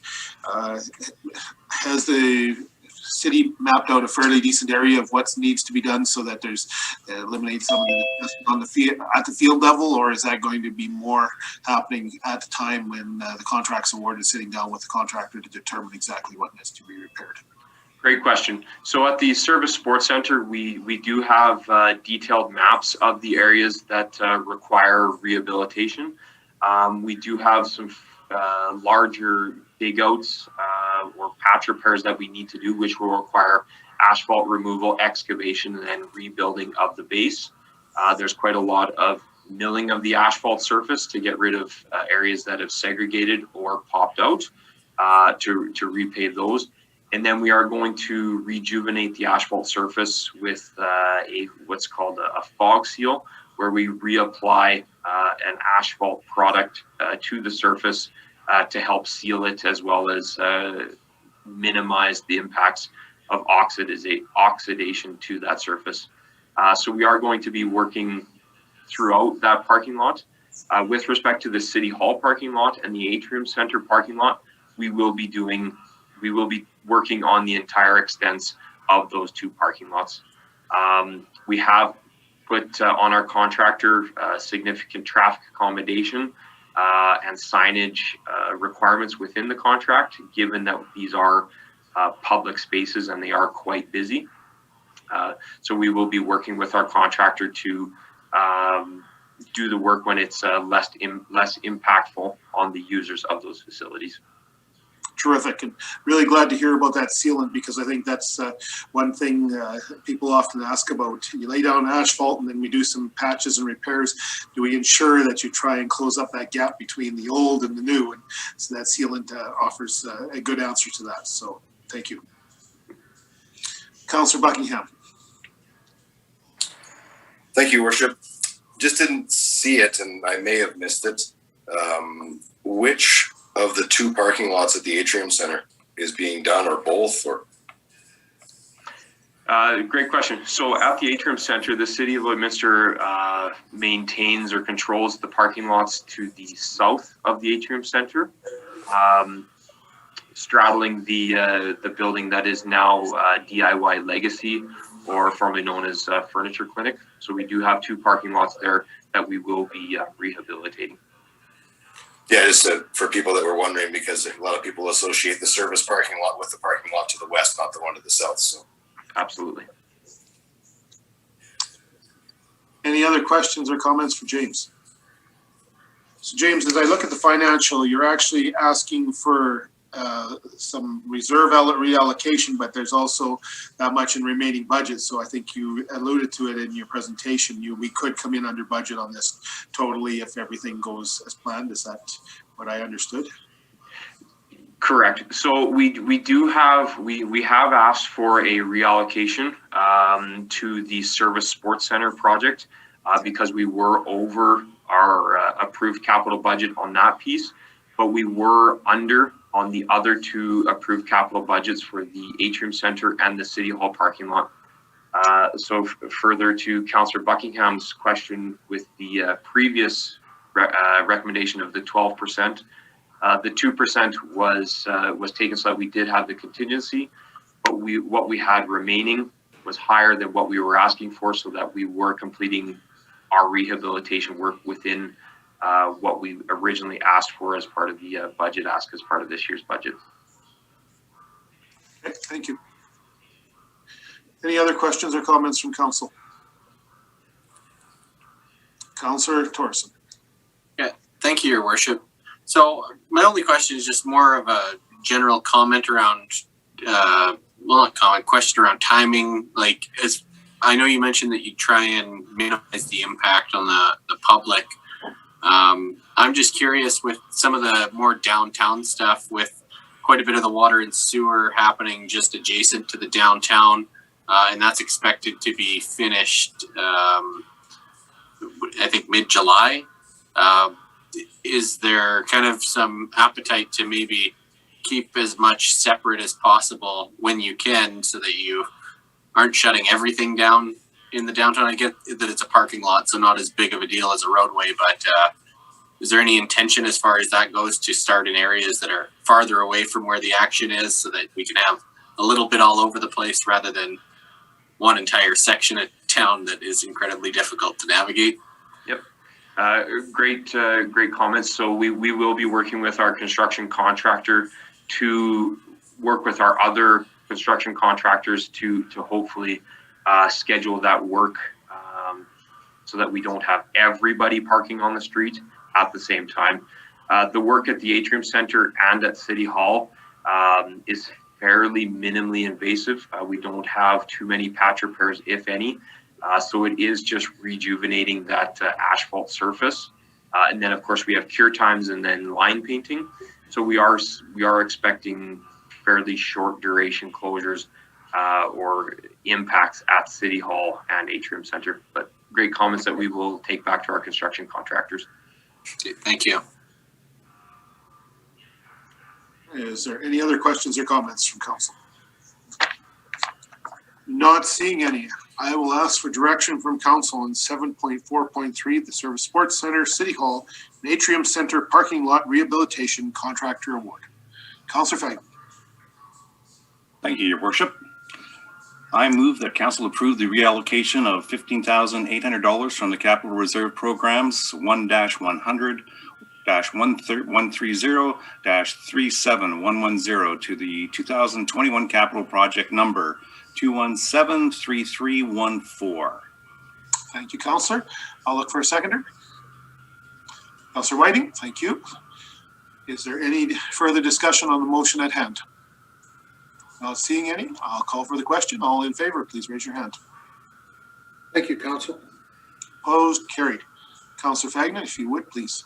I move that council approve the award of the 2021 parking lot rehabilitation construction contractor to Danray Asphalt and Maintenance Limited of Lloydminster, Alberta, in the amount of $228,300, excluding GST, to be allocated from the 2021 capital budget project number 216315, 216316, and 2173314, and that the mayor and city clerk be authorized to sign and seal all necessary documents.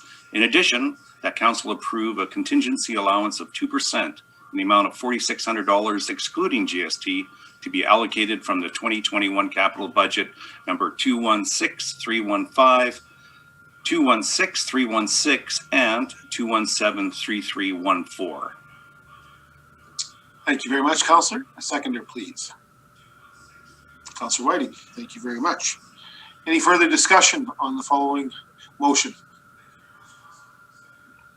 Not seeing any, I will call for the question. All in favor, please raise a hand. Thank you, Council. Opposed, carried. Thank you very much, James. Thank you. If council would so entertain a short recess, we've been at this for a little while and we've got a fairly healthy agenda yet to continue. So I'll look for a motion to recess. Councillor Diachek. I'll move. Yes, Councillor Fagnan, thank you very much. All in favor? Thank you, Council. Opposed, carried. We'll recess. I've got 3:26, so if we can reconvene at 3:35, that would be great. So just under 10 minutes. As a reminder to council, please mute your sound and yes, leave your sound off and shut off your camera, but do not leave the meeting, please.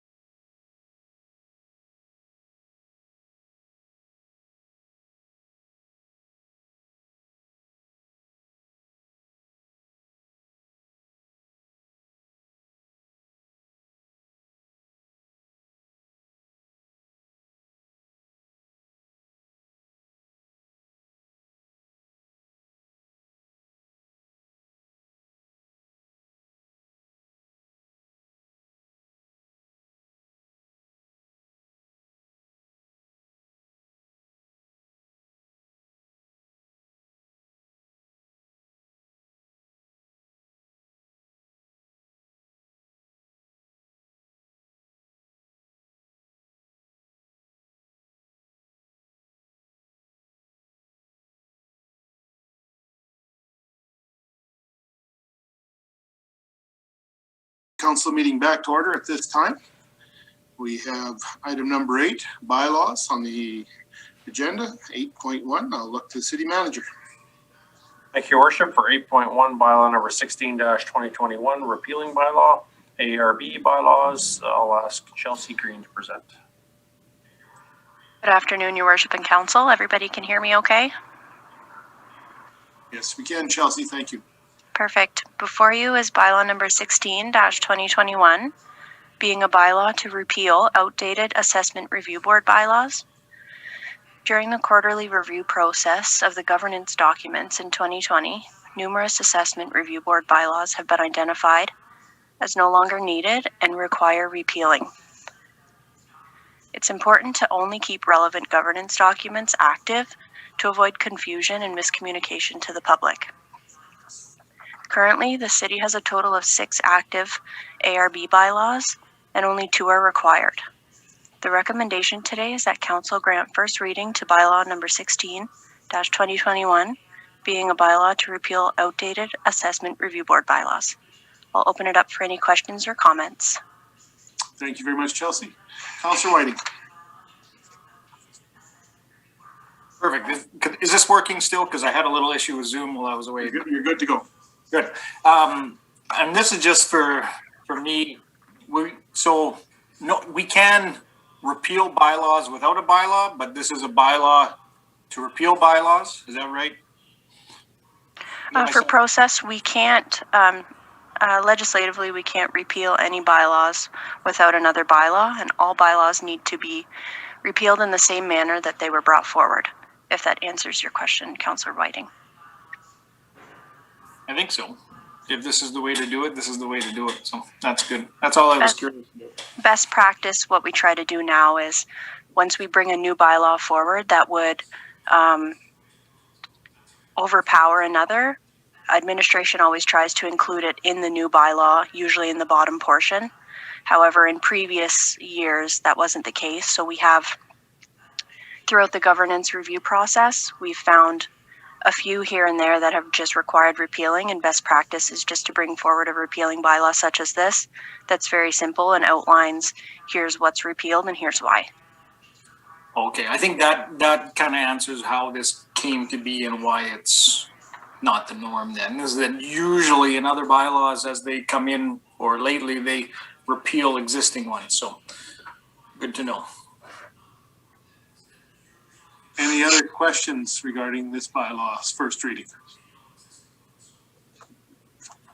I'll ask this question again because I know I asked it at the beginning of this term, but for red tape reduction purposes, is it beneficial and efficient to do a all-in-one sort of third reading on something like this? Is there any need that this needs to go and be held off for a couple weeks or however long till the second and third?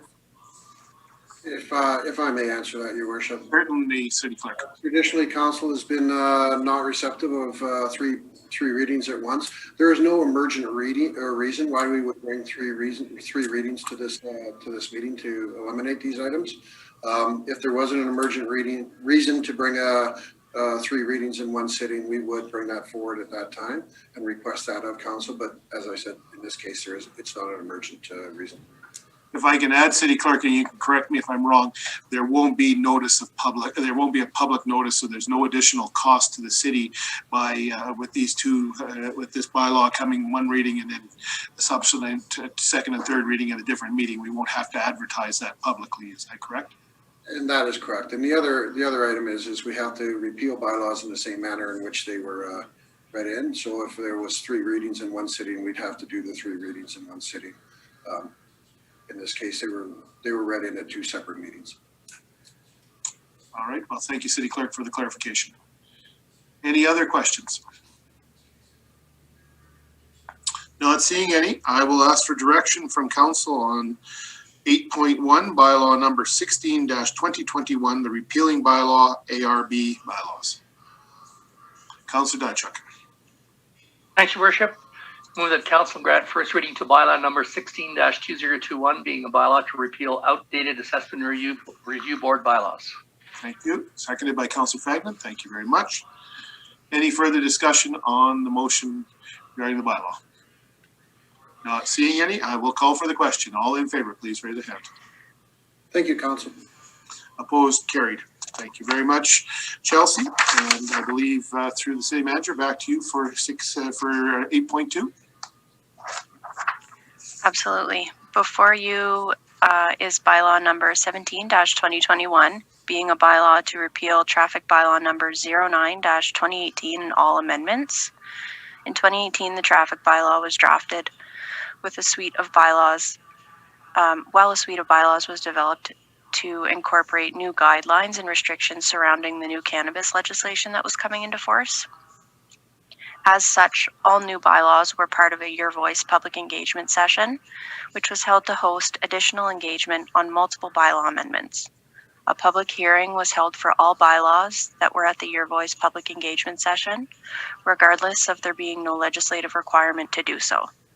The recommendation is that Council grant first reading to bylaw number 17-2021, being a bylaw to repeal traffic bylaw number 09-2018 and all amendments. And I will open it up for any comments or questions. Thank you very much, Chelsea. Questions or comments from Council? Chelsea, if I can just ask this, just so I'm kind of clear myself, and I'm sure we're asking to do a repeal of 09-2018. What bylaw then would actually be enforced for traffic bylaw if we repeal this once this is repealed? Thank you for your question, Your Worship. Administration made sure to coordinate with engineering and public safety to bring forward the new traffic bylaw at the same time as this repealing bylaw was coming into force. The only reason that administration is recommending to do it this way is similar to the last item in Councillor Whiting's question. We run into issues where we need to ensure the bylaw is repealed in the same manner it's brought forward, and should any amendments be required to the new traffic bylaw, if we go ahead and do the public hearing to make sure that this one was repealed properly, it may hinder some timelines for us in the future. And there's no legislative requirement for the traffic bylaw to have a public hearing. Terrific. So just again, good governance to ensure that we have a standing bylaw that is valid and we're not back and forth again trying to clean up afterwards. Thank you very much. Absolutely. Any other questions from Council? Councillor Torson.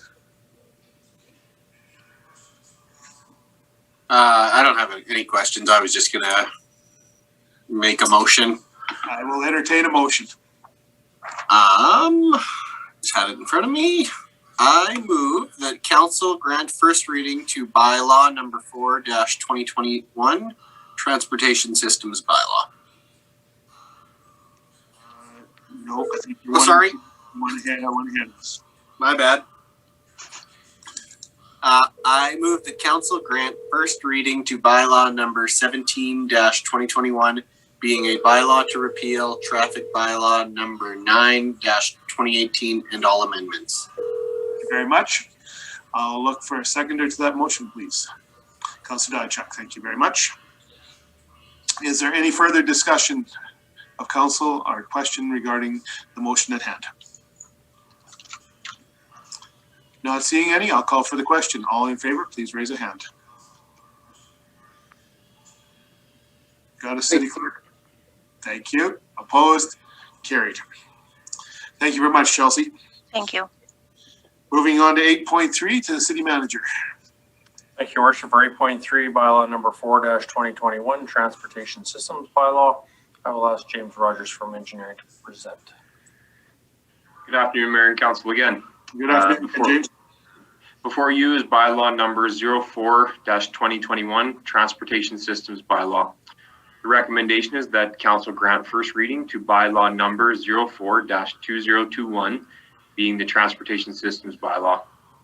To ensure consistency between the adopted dangerous goods routes and updated truck routes, the associated bylaws must be amended. In 2015, ISL Engineering and Land Services created a transportation master plan for the city of Lloydminster. In the 2015 Transportation Master Plan, A need was identified for the city to create and adopt a dangerous goods route and update the truck routes. As laid out in the city's traffic bylaw, the city currently has both DGR and truck routes. However, the current DGR only consists of 44th Street and 50th Avenue, or Highway 16 and Highway 17 respectively. Adopted dangerous goods routes and updated truck routes will allow the city to mitigate the risks involved with transportation of hazardous materials and products within the city's limits. One of the city's main economic sectors being based on natural resources, including agriculture, heavy oil and gas, and manufacturing. The economic impacts of a selected route were to be considered along with the transportation risks. Also of consideration was the inherent difficulties with the city being bisected by both Highway 16 and Highway 17 in both the east-west and north-south directions. Stemming from the 2015 Transportation Master Plan recommendation, administration sought submissions from qualified vendors interested in providing engineering support as a consulting engineer for the review of the existing information and developing of a DGR and updated truck routes within the city. The development and the updating of the DGR and of the truck routes included studying the current traffic conditions and existing transportation master plans, traffic bylaw review, engaging stakeholders in the public, and creating multiple viable options for DGR and truck routes within the city. The project was awarded to ISL on June 21st, 2019. Upon completion of the above DGR and truck route establishment capital project, ISL recommended text amendments to the Transportation Systems Bylaw to ensure consistency between the recommended routes and proposed signage, the traffic bylaw and the current Transportation Systems Bylaw within the city. In conjunction with minor clerical and formatting adjustments, the changes to the Transportation System Bylaw were limited to Section 4, Transportation Systems, in particular, appendices B, C, and D, whereby updated overall network and DGR and truck route network drawings were inserted, as well as updated physical descriptions and definitions. As part of the DGR and truck route establishment project process, 2 stakeholder engagement sessions were held. The first was an online engagement session and was held between October 10th and October 22nd, 2019, with the second being at a public open house on December 3rd, 2019. Information pertaining to the dangerous goods route and truck route establishment was presented during the August 10th and April 19th, 2021 Governance and Priorities Committee meeting. Bylaws 04/2021 Transportation Systems Bylaw and 05/2021 Traffic Bylaw must be adopted concurrently to ensure consistency between the adopted DGR and the updated truck routes. With that, I will turn it over to Mayor and Council for any questions or comments you may have. Thank you. Thank you, James. Questions or comments from council? James, you alluded to 2019. That's a long time ago. It seems forever.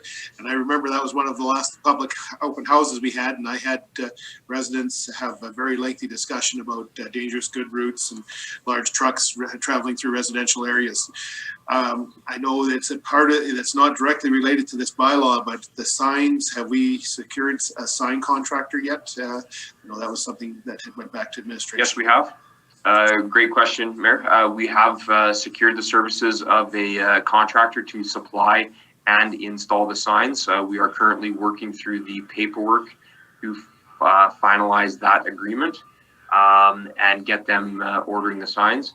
And as soon as both of these bylaws have passed, we will implement the signage and then the final education piece with our local roadway users.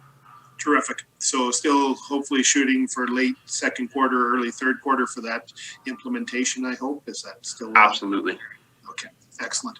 I know it's related to this because I think people are wondering where that action, and you've just, this highlights why we have to have bylaws updated to make sure that the laws, because if we go to enforce something after we put the signs up and the bylaw doesn't meet, the city clerk will be frustrated when cases get thrown out of court that he's trying to help move through. Yep. Absolutely. Councilor Diachak. Thank you, Worship. I guess this may not be a question directly for James, but perhaps Doug, but how is this going to be policed?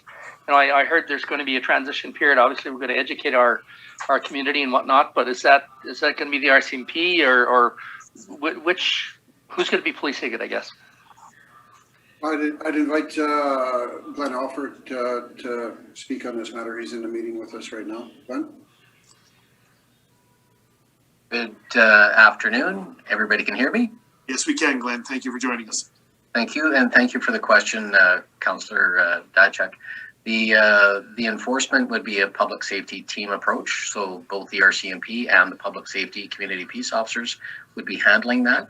Ideally, we would start with identifying problem areas and working with the people that are using these routes and ensuring that they go onto the routes and use the dangerous goods as well as the truck routes that have been identified to avoid traffic going through residential areas. After a period of education, then it would come to enforcement. But there's been a lot of thought put into the routes and the truck areas. So we're anticipating, and there was stakeholder engagement from the different companies. So we're anticipating that there should be a good buy-in with this. And then it's just the education piece through working with our different clients. Okay, so a follow-up, if I might, I guess as I'm looking at this, I know we have a truck stop that's located almost in the middle of the city on Highway 16. Will this have any impact on that truck stop, or is it going to be in another spot for a rest stop for vehicles, sort of coming through the city? Because I think we have one just west of the city limits, and then there's a most popular truck stop in the middle of the city, kind of on the south side, Highway 16. What impact will this have on that? Because I mean, not all the big trucks have carry dangerous goods. I understand that. So the way the legislation is worded and the way the map is laid out is people will have to, if they're leaving the truck routes themselves, they will have to go by the most direct means if they're making deliveries or pickups. There would be some flexibility for people to get fuel and that kind of thing, get meals for the trucks that are coming through. So that's not really the issue, and the service roads are able to handle that. It's when they're actually leaving to make deliveries and that kind of thing. So it's straight on, straight off by the most direct means. But there's plenty of flexibility allowed in the truck routes that have been selected and examined. Further to that, Glenn, we also have left Highway 16 or 44th Street as a dangerous goods road and a truck road, as it is one of the most feasible roads that we have to accommodate loads of this nature. Okay, because I mean, one of the comments I heard from a community member was the need for more truck stops and rest areas for truckers within the community. And I guess I was just trying to wrap my head around this change, dangerous goods and opportunities for truckers where they may need an opportunity for rest. I think there's some economic opportunities there, Councillor, that hopefully someone is going to pursue down the line in our city or adjacent to our city, if wherever they decide. But I think that certainly that has been identified in conversations at more than one location about the need to try and accommodate trucks. Any other questions or comments on 8.3 before I look for direction? Councillor Torreson. Thank you, Your Worship. No, I appreciate that this is, finally kind of coming into implementation. It's been a long process, kind of very close to when we began our term on council, that we started working on this and then going to the Your Voice nights and hearing from people and even just an evolving understanding of what the best practices are for myself. I always thought that, we got to get people off of 44th Street, or like off of Highway 16. That's, that can't be the safest way to do things. When it turns out, no, in fact, it is the absolute safest way to do things because the fewest number of turns is the fewest, opportunities for incident. So straight lines are better than not straight lines. But at the same time, on Highway 17, there's a slightly different philosophy in that no dangerous goods in an area that has buildings that close together and that with that amount of population density, you don't want that. So, looking at this, I'm looking forward to moving in a new direction here and getting the big trucks with the dangerous goods out of the downtown. There's still going to be big trucks that have the ability to go through, as I understand, to a certain extent, but no dangerous goods in the downtown, which is good. And I think as we move towards redevelopment plans and potentially different sidewalks and things like that, the downtown, having this is all part of the plan. So it looks good to me, and I hope that one day when we can have 50 second street that goes past the refinery and everything. Once that goes all the way to 75th, that will be ideal. But obviously some development has to happen before that would ever come all the way through. But I think that long term, I see that as being the true dangerous goods route, where there's minimal amount of turning, but still getting vehicles that aren't necessarily stopping through the city and getting those dangerous goods away from people. So anyway, thank you. Thanks, Councillor. Councillor Marin, did you have a comment earlier? No. Okay. Councillor Diachuk. Thanks, Your Worship. Just one more question, I guess. I was just thinking about, the completion of the couplet, and will that have an impact on the dangerous goods route at all? Will it have to be changed, or it'll be just fine the way it is? So I'm thinking of that northwest couplet. Thank you for your question and look ahead to that future project. At this time, we would not anticipate it having much impact on the current routes, because in the north-south direction, we are trying to keep large trucks and dangerous goods from the historic downtown of the city of Lloydminster. So whether it's they're combined on the same street on 50th Avenue, or they have been split north and south, they are still in that downtown zone, and we would most likely still restrict them. But of course, as that comes on, we would look as part of a stakeholder engagement to review with our users, roadway users, as well as the businesses in that area, to see if this still fits with them. James, any other questions or comments? Not seeing any at this time. I will look for direction from council on 8.3, bylaw number 04-2021, transportation systems. Councillor Diachuk. Thanks, Your Worship. Move that council. Oh, here we go. My computer just died. My council grant first reading to the bylaw number 04-2021, transportation system bylaw. And 20, yep, 04. Thank you very much. Seconder, please. Councillor Marin, thank you very much. Any further discussion on the first reading of the bylaw? Not seeing any, I will call for the question. All in favor, please raise a hand. Thank you, Council. Those opposed? Carried. Thanks very much, James. And through City Manager, on back to James, I believe, for 8.4. Yes, thank you, Mayor. Before you is bylaw number 05-2021, traffic bylaw. The recommendation is that council grant first reading to bylaw number 05-2021, being the traffic bylaw. To ensure consistency between the adopted dangerous goods routes and updated truck routes, the associated bylaws must be amended. With your approval, Mayor, I would skip through the background, as it is the same as the previous request for decision. I think that council would agree with the note of the head that they would forego that. So please continue, James. In conjunction with minor clerical and formatting adjustments, the changes to the traffic bylaw were limited to the following two areas, including amendments due to the adoption of a DGR and updating of the truck routes, as well as two other general amendments as identified below. So the amendments to the DGR and truck route included amendment to section 13, weight and size limits, by removing the references to the DGR and truck routes, creation of section 14, truck routes, and amended appendix D, creation of section 15, dangerous goods routes, and amended appendix E, and amendment to appendix A, definitions. General amendments included amendments to sections 8.14 through to section 8.16 regarding the parking of trailers, and the addition of implementing a speed limit of 15 kilometers per hour in parking lots that are owned by the city of Lloydminster. Bylaws 04-2021, Transportation Systems Bylaw, and 05-2021, Traffic Bylaw must be adopted concurrently to ensure consistency between the adopted DGR and updated truck routes. With that, I will turn it back over to Mayor and Council for any questions or comments you may have. Thank you. Thank you, James. Any questions or comments? Councillor Thorson. Thank you, Your Worship. This isn't in regards to any of those updates related to the dangerous goods. I just had one question, and it was just driving on 36th Street on the Saskatchewan side.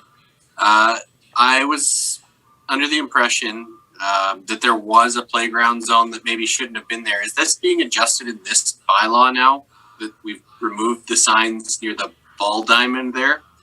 Because to me, it never should have been a playground zone, but I just am not certain whether or not we're adjusting it in here or if it was more of an administrative decision.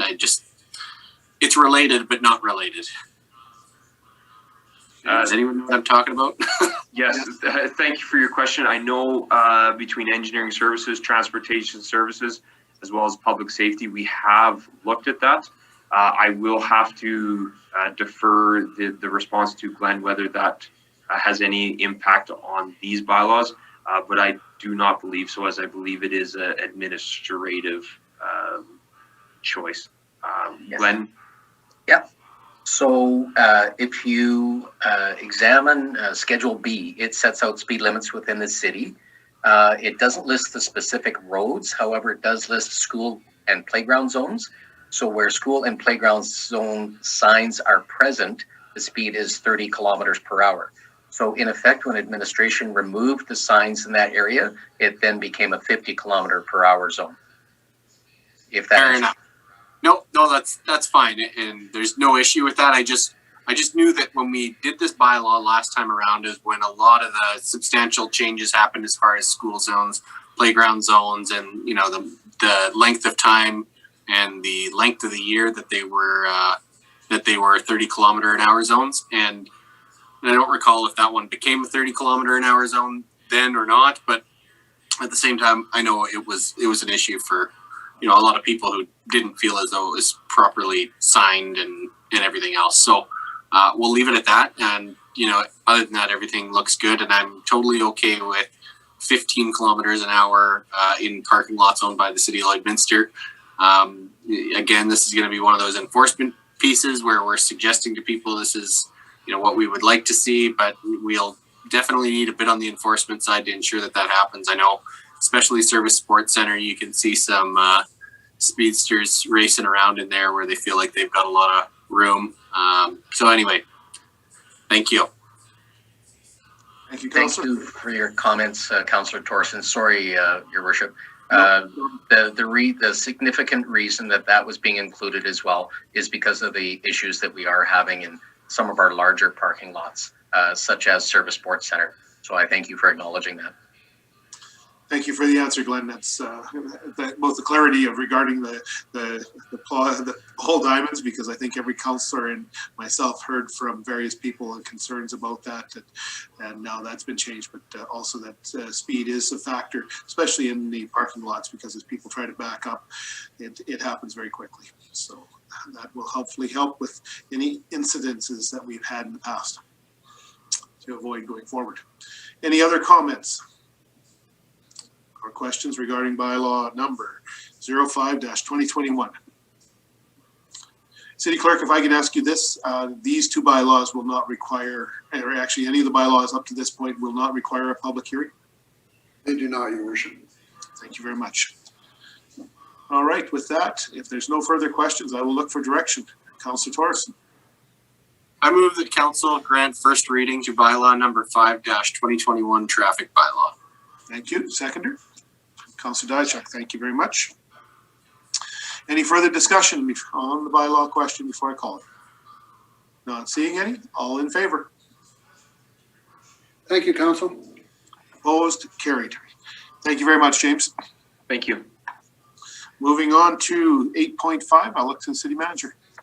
Thank you, Your Worship. For bylaw number 14-2021, the utility rate bylaw, I will ask Karen De La Rosa, partnered with Ken Urban, to present. Thank you very much. Good afternoon, Your Worship and Council. Good afternoon, Karen. So So before you today is a request for decision on bylaw 14-2021 utility rate bylaw, with a recommendation that council grants second reading to bylaw 14-2021 utility rate bylaw, and that council grant third and final reading to bylaw 14-2021 utility rate bylaw. During the April 26, 2021 regular council meeting, administration presented the utility rate bylaw. The bylaw is intended to establish utility rates for water, wastewater services, refuse collection services, and stormwater services. The proposed utility rates within the bylaw are intended to cover the cost of providing the services while ensuring equity by accounting for proportionally higher rate for consumers who have higher demands for the system. Bylaw number 14-2021 utility rate bylaw was granted first reading during the April 26, 2021 council meeting. There have been no changes to the bylaw since first reading. Should council grant second, third, and final readings to bylaw 14-2021 utility rate bylaw, the 2021 rates will take effect on June 1st of 2021. Back to you, Your Worship. Thank you very much, Karen. I'll just have one of these here, my computer and I, there we go. All right, questions or comments from council?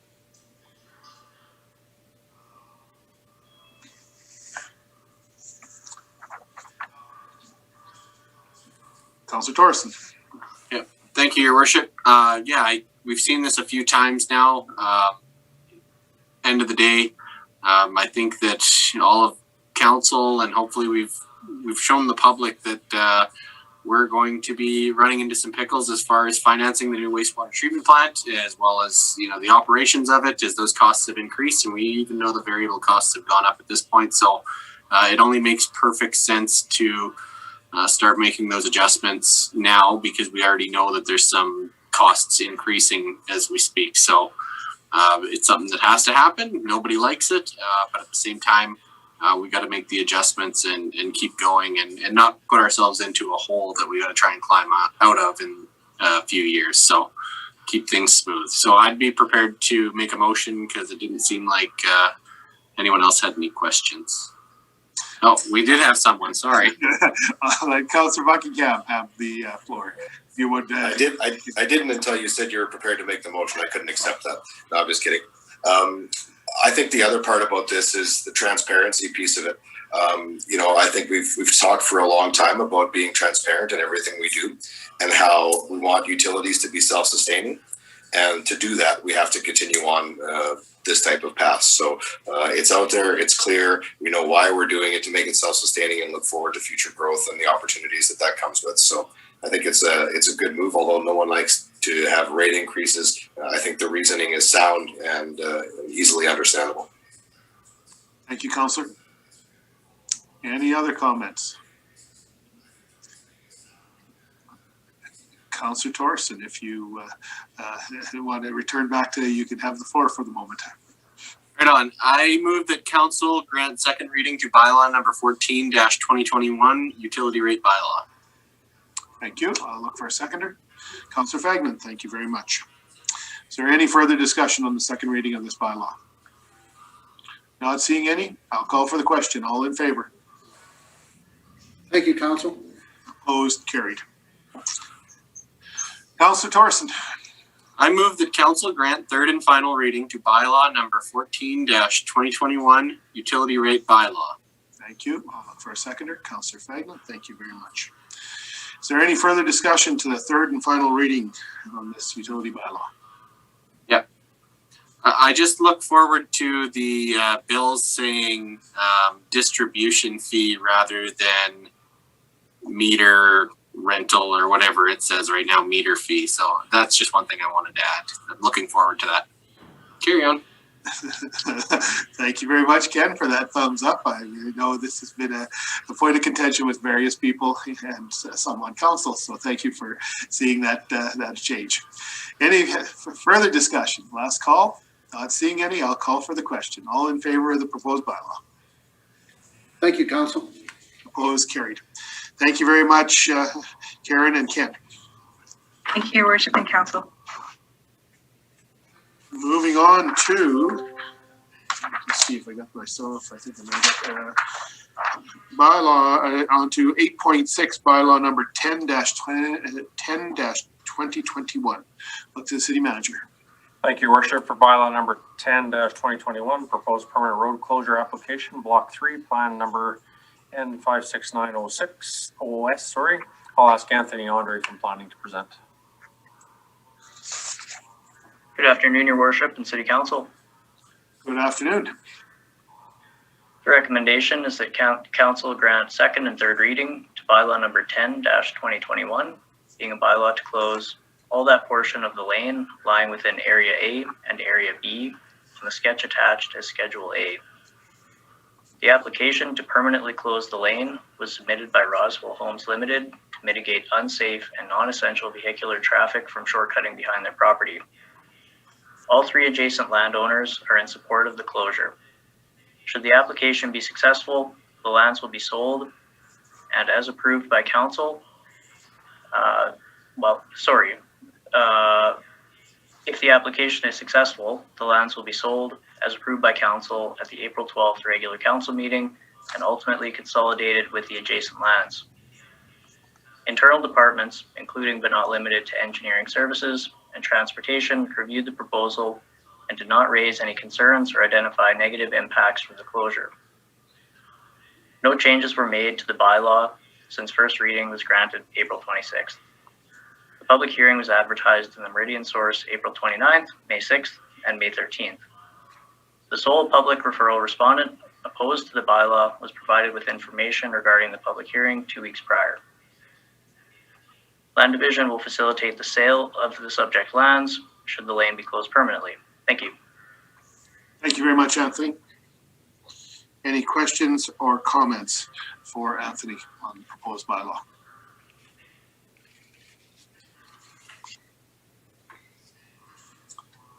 Not seeing any. I will look for direction from council on 8.6, bylaw number 10-2021, second reading. Councillor Buckingham. Thank you, Your Worship. I move that council grant second reading to bylaw number 10-2021, being a bylaw to close all that portion of the lane lying within block 3, plan number N56905 in the northeast 3649-1 west of the 4th Meridian, lying within Area A and Area B on the sketch attached as Schedule A. Thank you. Look for a seconder to that motion. Councillor Whiting, thank you very much. I'll call. Is there any further discussion or question regarding the second reading of this bylaw? Not seeing any. I'll call for the question. All in favor? Thank you, Council. Opposed? Carried. Councillor Buckingham, if you wish. Thank you, Your Worship.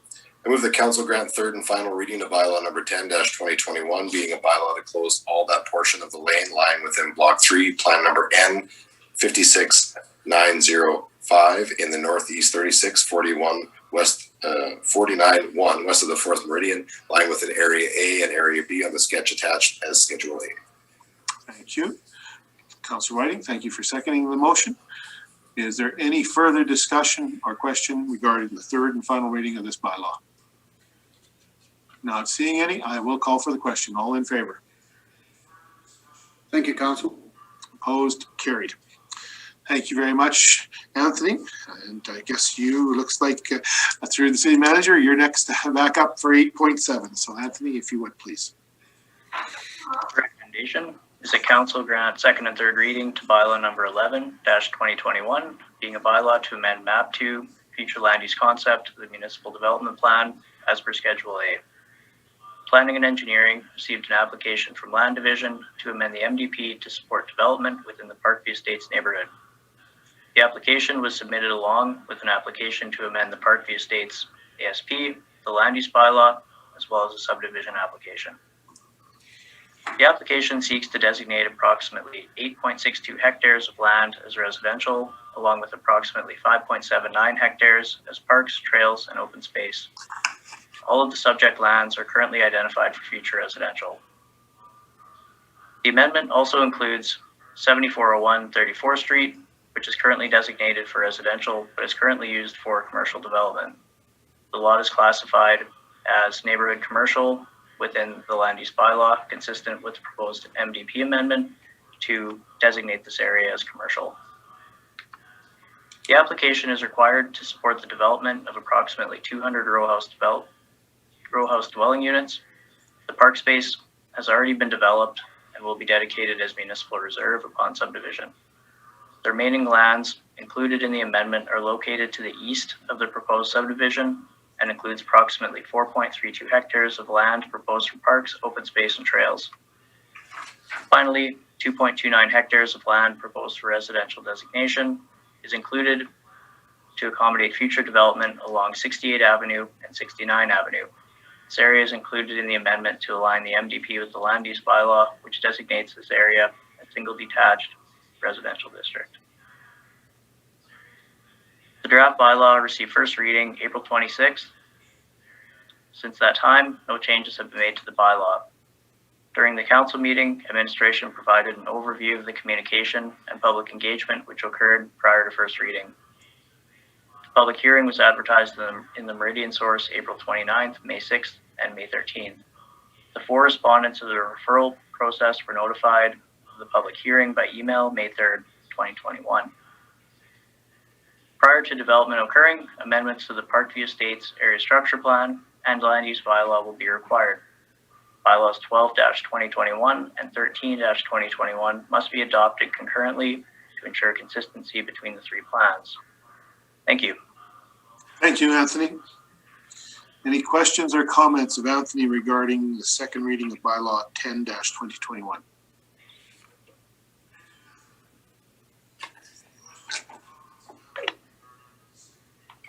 Not seeing any questions, I'll entertain direction from council. Councillor Torson. Yeah, thank you, Your Worship. I did just have a quick question first.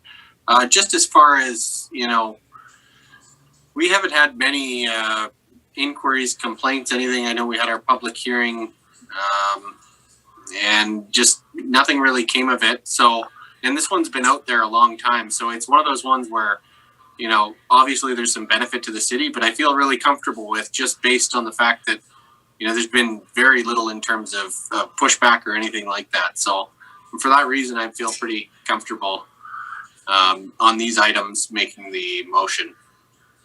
I move that council grant second reading to bylaw number 11-2021, being a bylaw to amend map 2 future land use concept of the municipal development plan as per Schedule A.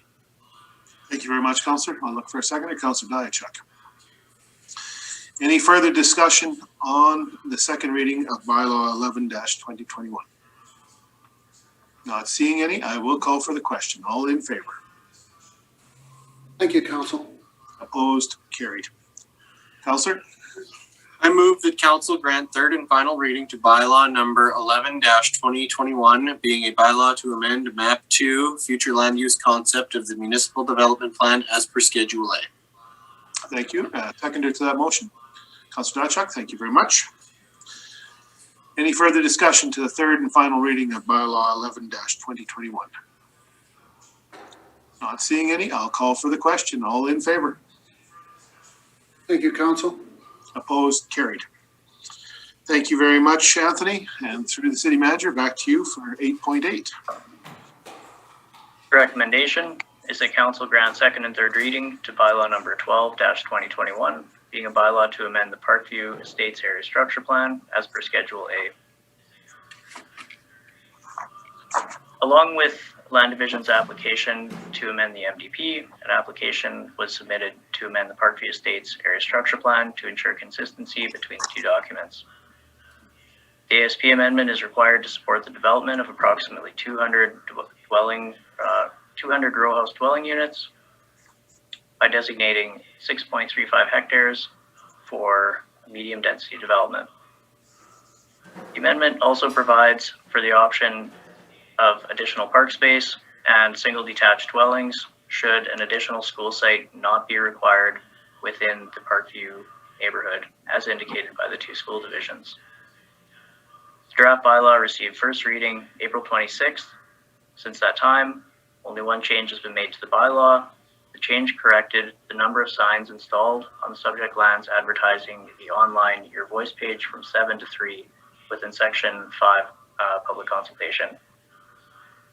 Legislation requires the MDP, ASP, and land use bylaw to be consistent with one another. Therefore, this amendment must be approved concurrently with bylaws 11-2021 and 13-2021.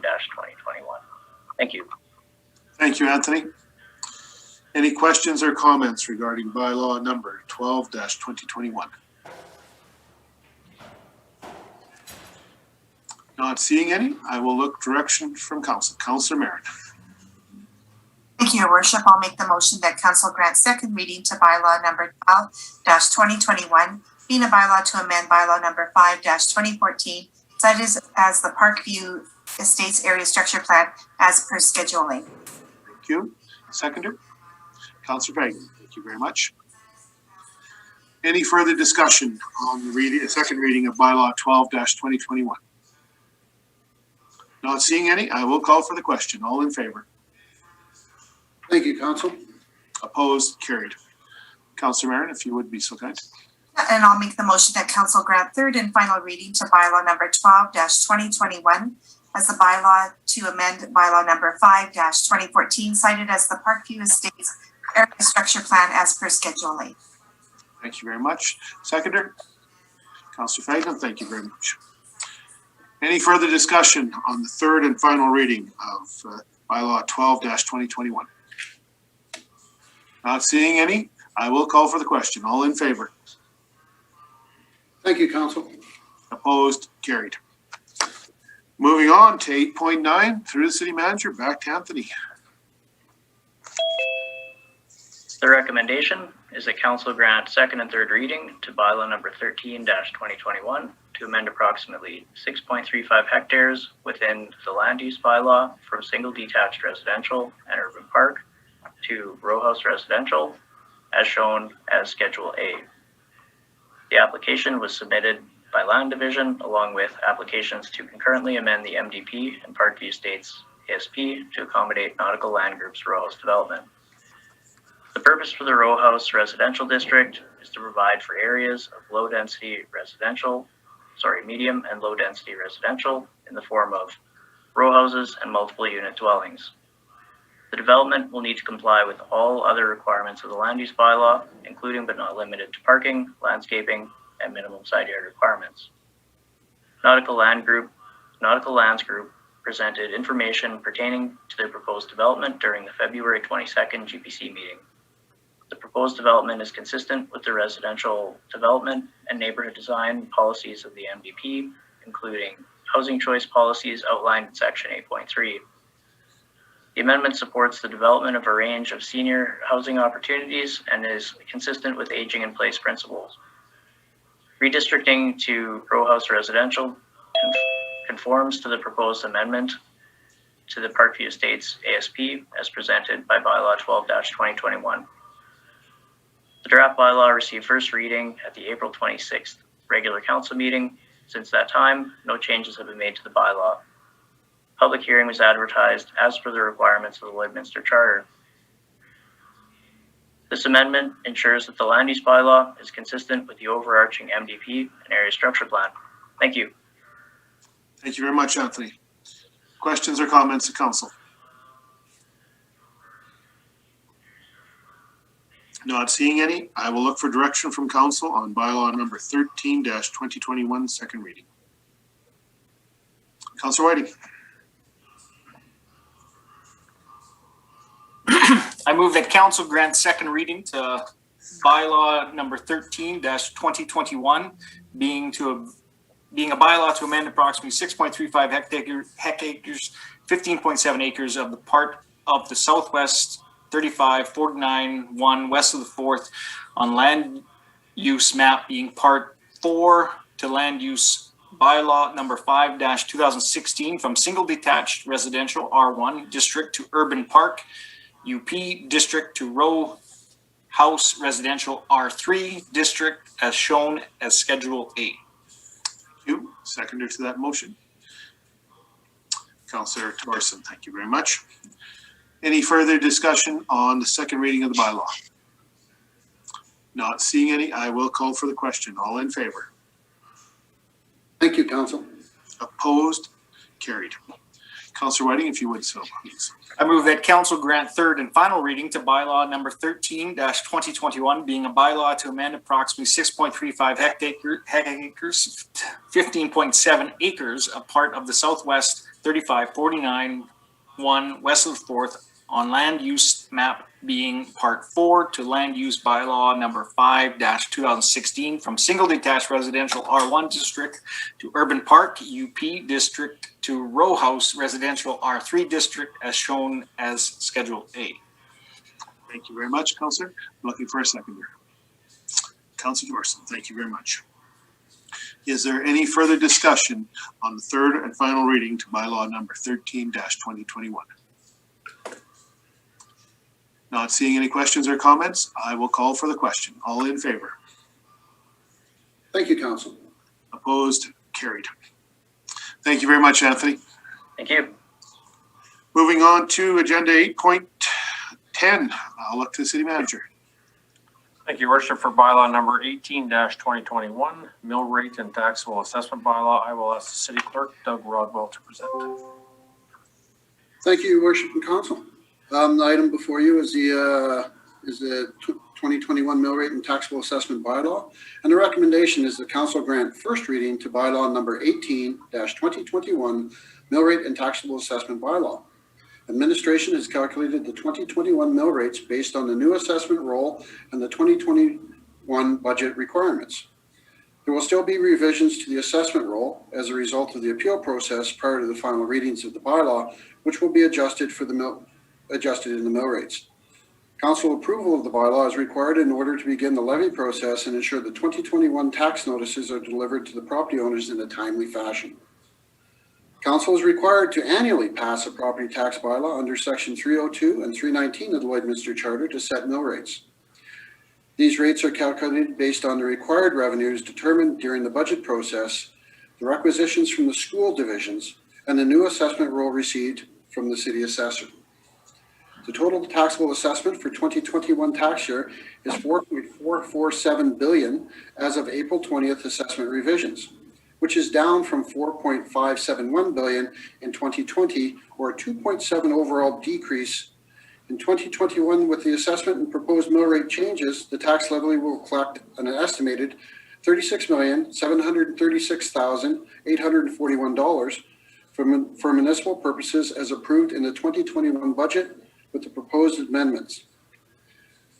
The tax mill rate composition proposed for the municipal residential will be 6.6106.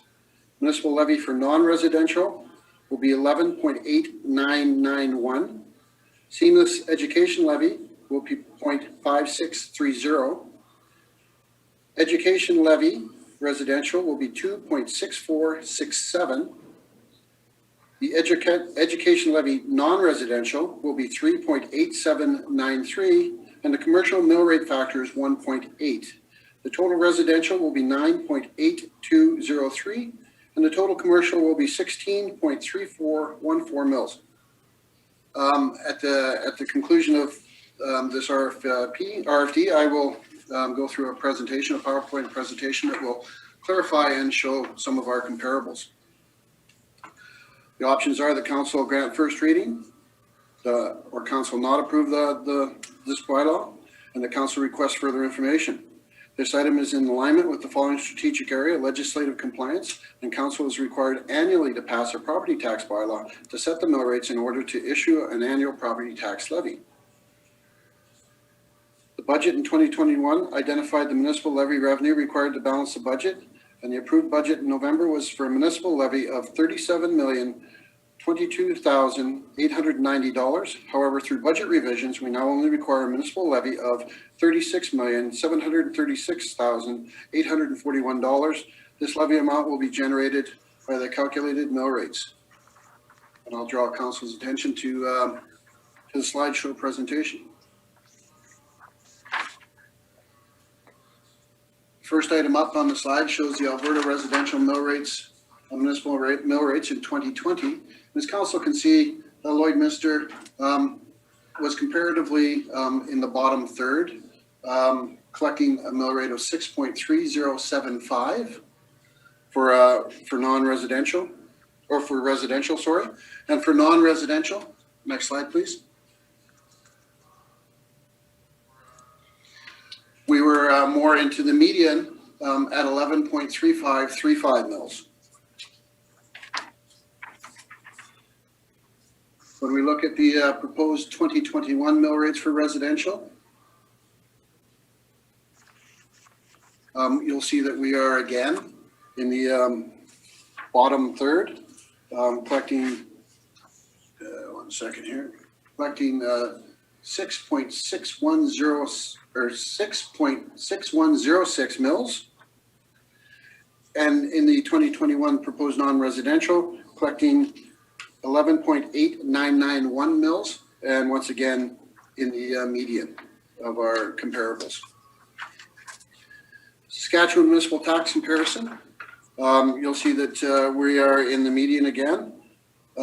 This Saskatchewan municipal taxes are compared on a residential property of $350,000. In 2020, we collected $2,211. In 2021, it's $2,314.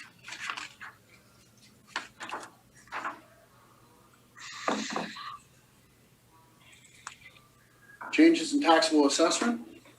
When we look at farmland, we'll see that there was a growth of farmland from 2019 to 2020 of $7,940 with an inflation of $11,450 or a 4.6% increase.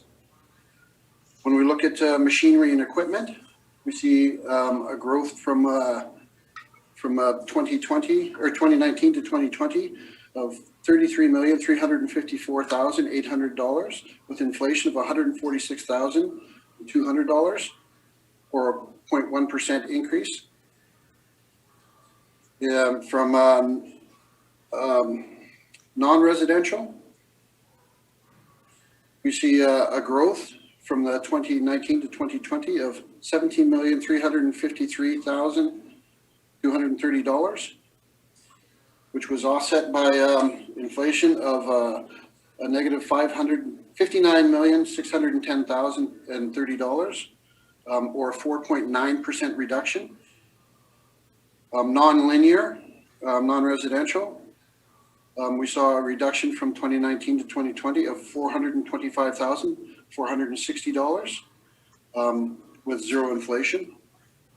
And with residential, we saw a growth from 2019 to 2020 of $80,644,110, which was offset by inflation loss of $194,945,880, or 6.1% loss. When we compare 2019 to 2020 overall, we see a growth of $130,934,620, offset by an inflation loss of $254,938,260, or a 5.6% loss.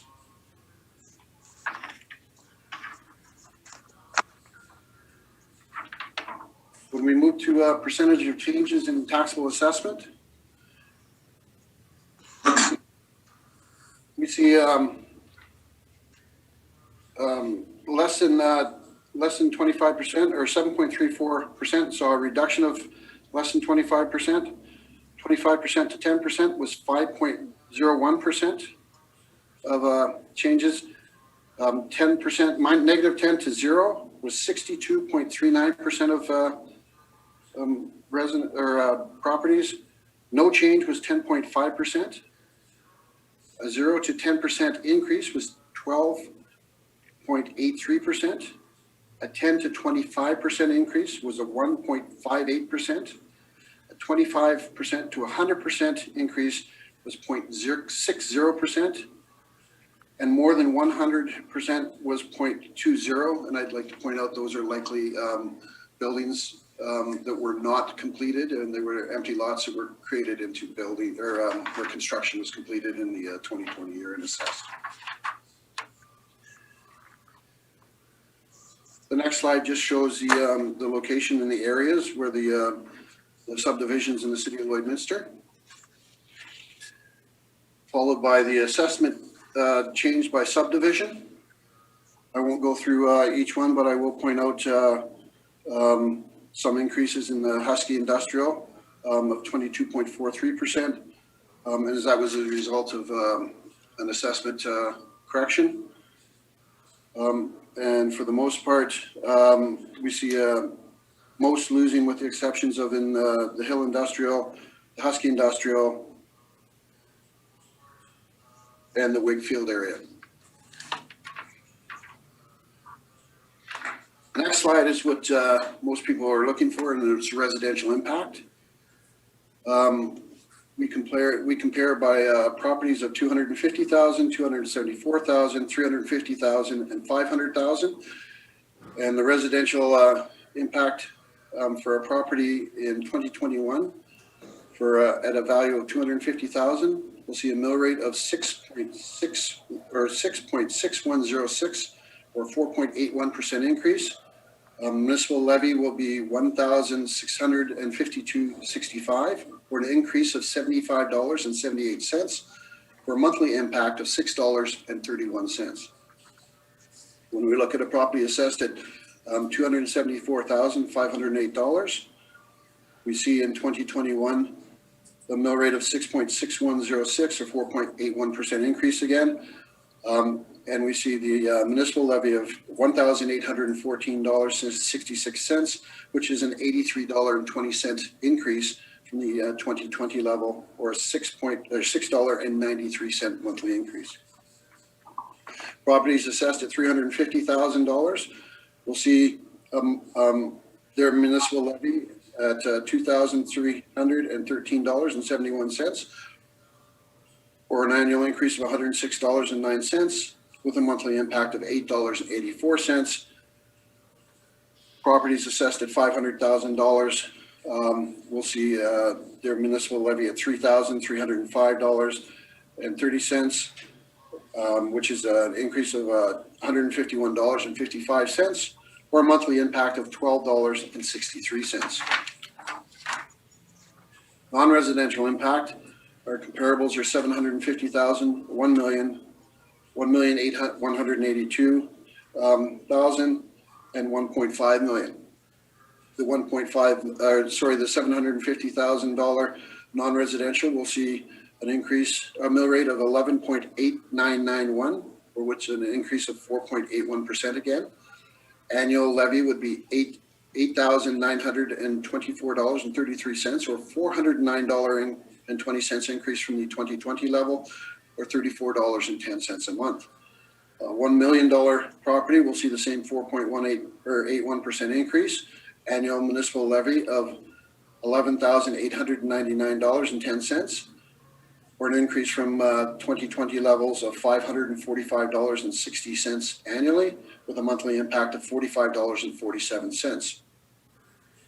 Property valued at $1,182,796 would see a municipal levy increase of, or an annual levy of $14,073.89, or a $645.32 increase from the 2020 municipal levy, or $53.78 impact monthly.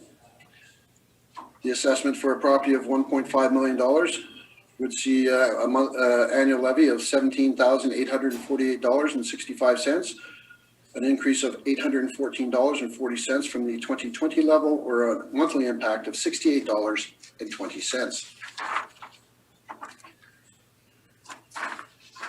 Localized education rates from Alberta for Lloydminster is as follows.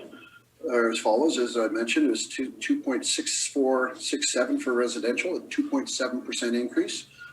3.8793 for non-residential, a 10.7% increase. The Order in Council from Saskatchewan officially approved these rates on April 28 of this year. The impact for those properties are, once again, for the $250,000 property, it will see an annual increase of 17.55, or an increase from the 2020 of 17.55 annually, or $1.46 monthly for the education rate. For the education levy of a property assessed at $247,508, it will see an increase from the 2020 level, from the 2021 level of $19.27 a month for the education levy, or $1.61 monthly, sorry. Property assessed at $350,000, a residential property, will see an increase annually of $24.57, or a monthly increase of $2.05. An assessed property at $500,000 or above will see a $35.10 increase from the 2020 level, or a $2.92 a monthly impact. Non-residential impact education only. $750,000 property will see a change from the 2020 level of $280.43, or a monthly impact of $23.37. $1 million property will see a monthly education levy change from, or an annual education levy change from 2020 of $373.90, or a monthly impact of $31.16. A $1,182,796 property will see an increase annually of $442.24 from the 2020 level, or a monthly impact of $36.85. And finally, a property valued at $1.5 million will see an education levy impact of $560.85 annually, or a monthly impact of $46.74. The Seamless Education Levy is a unique levy to Lloydminster to enable schools on both sides of the border to offer the same curriculum. As an example, driver training, the levy is remitted directly to the school divisions as collected.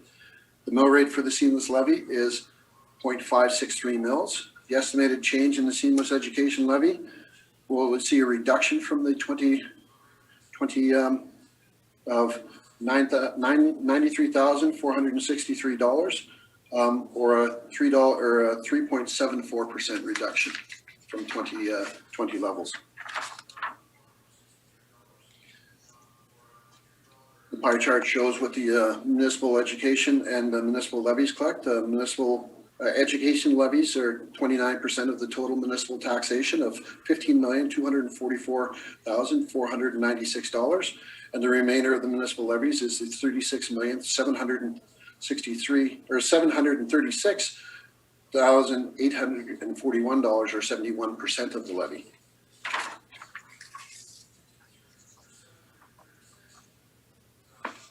This slide shows the historical levels of the mill rate. And if council want this levy, in this one, I'd like to point out that last year council did reduce its levy by about 1.5%, if I stand to be corrected by Scott, if that's correct, Scott? Yes, that's correct, Doug. From its 2019 levy of 9.5862 or 9.8562. In 2020, the levy was 9.4470. And in 2021, it's proposed to go to 9.8203. For residential, 2019 non-residential or total commercial was 16.2762 or 92. In 2020, it was 15.4219 mils. In 2021, the proposed is 16.3414 mils. The total levy impact for a property at $250,000 from the 2020 to 2021, the increase annually will be $93.32, or a monthly impact of $7.78. For a property at $274,508, the total annual increase will be $102.47 from 2020 to 2021 levels, or a monthly impact of $8.54. For a $350,000 property, the difference between the 20 and the 2021 levy is $130.66, or a monthly impact of $10.89. And for a property valued at $500,000 from 2020 to 2021 is an increase of $186.65, or a monthly impact of $15.55. Non-residential, non-residential impacts, total levy for a property $750,000 from 2020 to 2021. We'll see an increase of $689.63, or a monthly impact of $57.47. A property valued at $1 million, we'll see a change in the levy from between 2020 and 2021 of $919.50, with a monthly impact of $76.63. The property valued at $1,182,796, we'll see a change from 2020 to 2021 of $1,087.56, or a monthly increase of $90.63. And finally, a property valued at $1.5 million from 2020 to 2021, we'll see an increase of $1,379.25, or a monthly impact of $114.94. Some key dates as we move forward. The first reading of the bylaw would be the May 17th reading, which we have before you today. The second and third readings would be June 7th. Property tax notices would be mailed on June 18th. Property taxes are due upon mailing. Penalties of the current tax years begin after July 25th, 2021. With that, I'll pass it back to you, Your Worship.